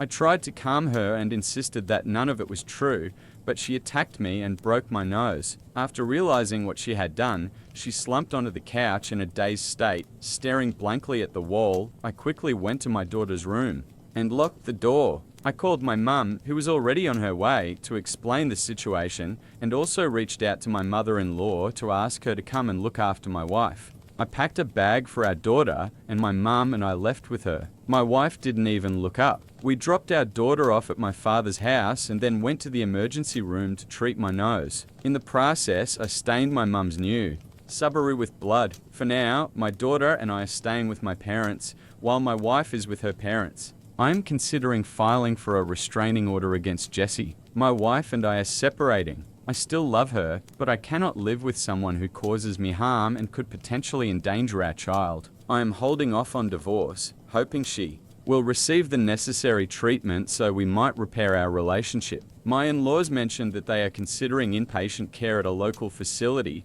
I have also documented the entire chaotic incident in case it becomes relevant for custody proceedings. My heart aches because I know this isn't really my wife, it's her mental illness, but I have to protect myself, our daughter, and give my wife space to recover. I hope this is the right decision. Ultimately, I concluded that to safeguard my daughter, I must file a police report. I was heading to the station when, 3 days later, my wife died early Monday morning. She had become convinced by her friend Jessie that I was having an affair, which was entirely false. She lost her sanity. She was with her parents, who had planned to admit her to a hospital for treatment. On Sunday evening, she had come to my parents' house, demanding to take our daughter. She had left her alone for a few hours previously and had attacked me. I refused. I offered her supervised time with the child in the presence of both sets of parents, but she refused, upset, and eventually left. A few hours later, she crashed her parents' car into a tree and died. Jessie visited yesterday, crying to see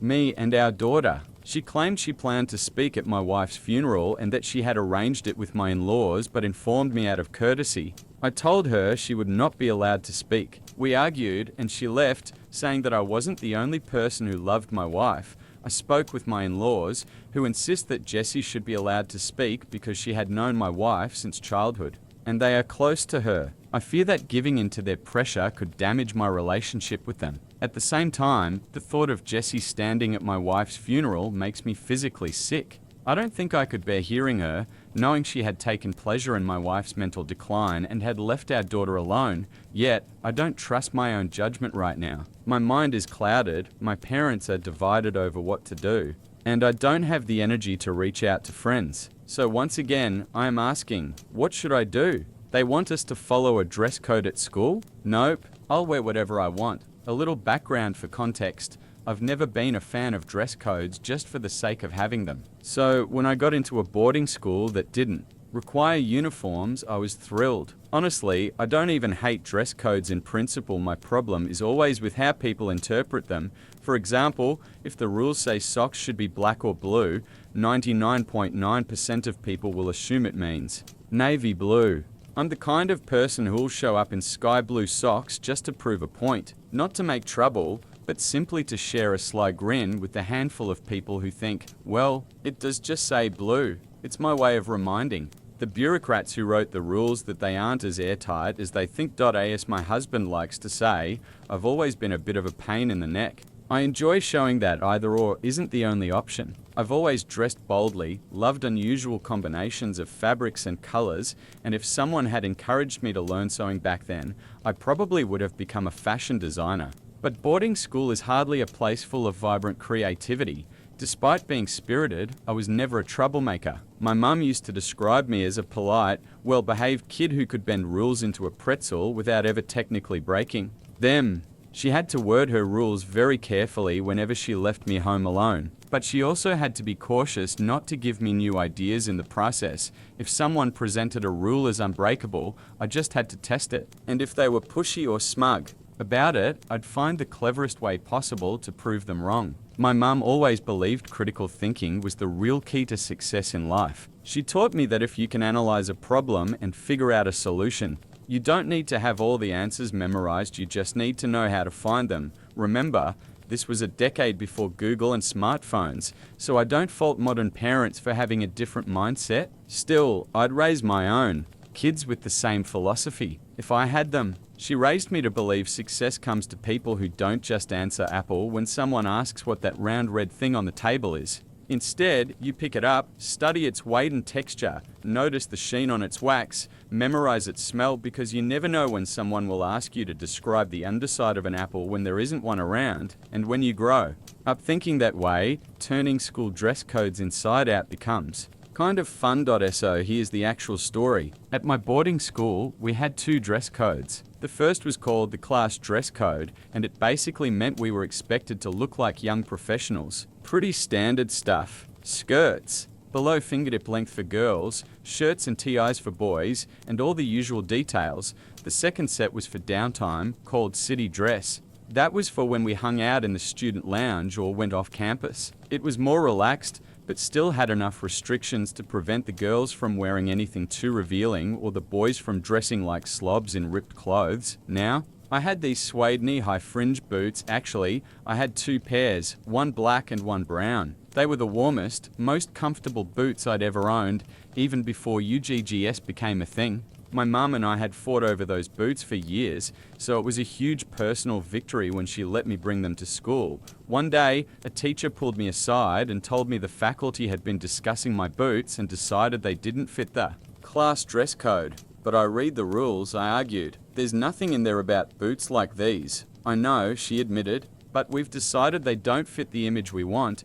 But the color matches. I know, the material's fine too. Suede is allowed, yes. The rules don't mention height. Riding boots are permitted, right? That's true. So why then? I demanded. I honestly can't tell if I felt more angry or hurt, probably both. This teacher was someone I respected, someone who had always been kind to me. And I immediately understood why they sent her to talk to me instead of someone else, because I wasn't the type to throw a tantrum or cause a scene. I was the type to plan my revenge quietly. All right then, I said calmly, and walked away. That night, I studied the dress code rules word for word, line by line. I read through every single sentence of that dress code over and over again.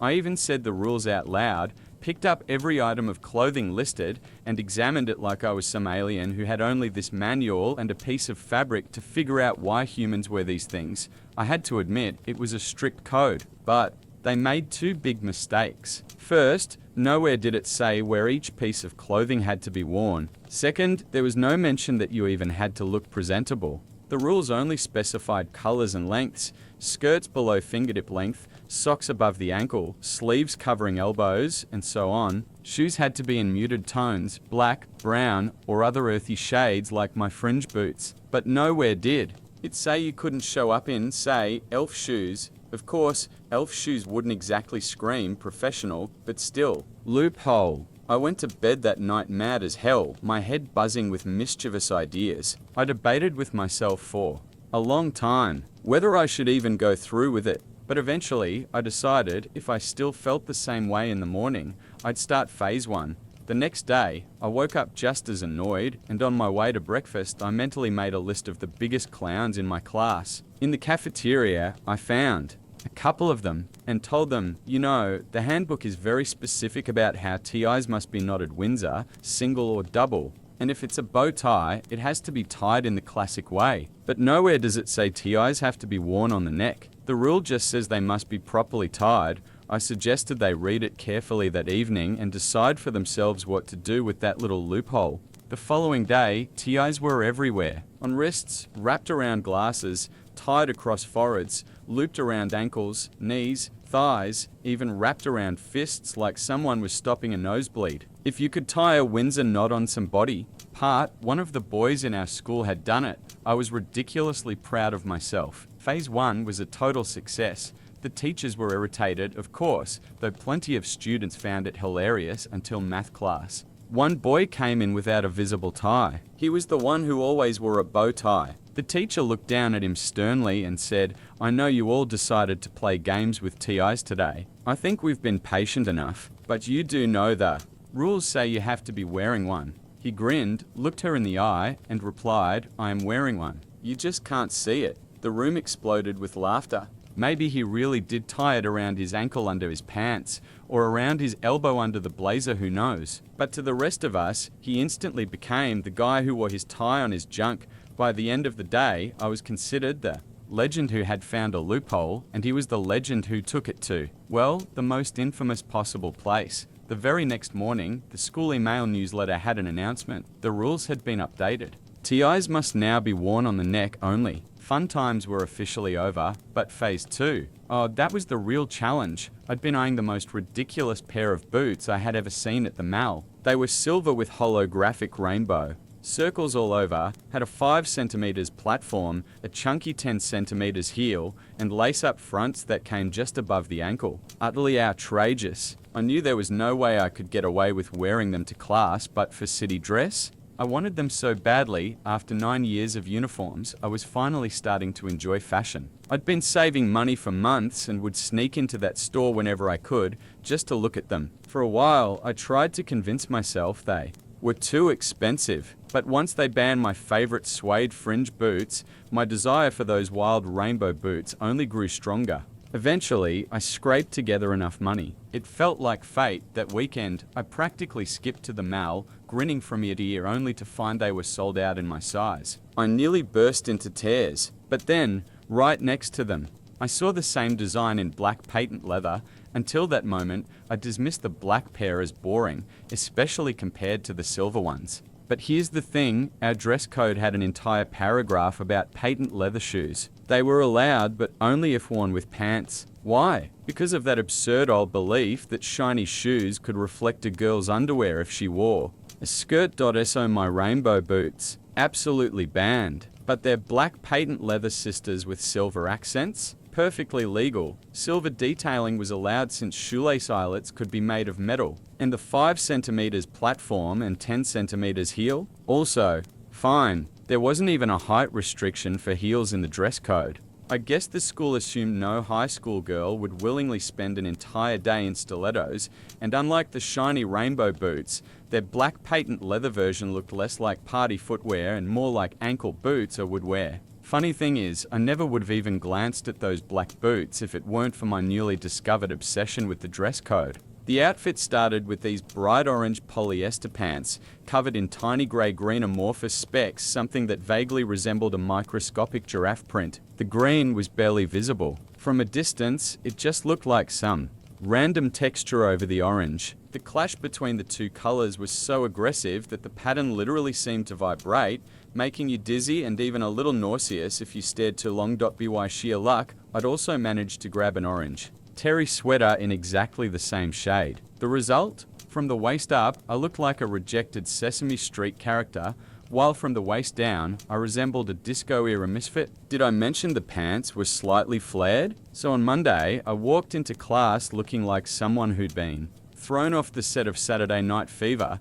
My new platform boots had these heavy wooden heels that clomped so loudly they echoed through the entire building. Suddenly, I was towering a good 10 centimeters over everyone else, more noticeable in the hallways, and even rivaling some teachers in terms of sheer presence. I caught a few of them throwing sideways glances at my boots, and I started keeping mental notes on which staff members apparently had it out for my suede knee-highs. It was obvious who found my appearance ridiculous, but I didn't stop there. It turned into a personal mission to curate the most hideous outfits my imagination could come up with. I didn't care how I looked anymore, I just wanted to make sure every piece still technically complied with the dress code. Even the teachers admitted my boots met the written requirements. They just didn't like them. I'd put effort into following their rules, and suddenly it wasn't good enough simply because my choices weren't to their taste. So fine. If they didn't like my boots, I'd wear ugly boots every single day, forcing them to stare at outfits that nobody in their right mind would find appealing. And what could they do?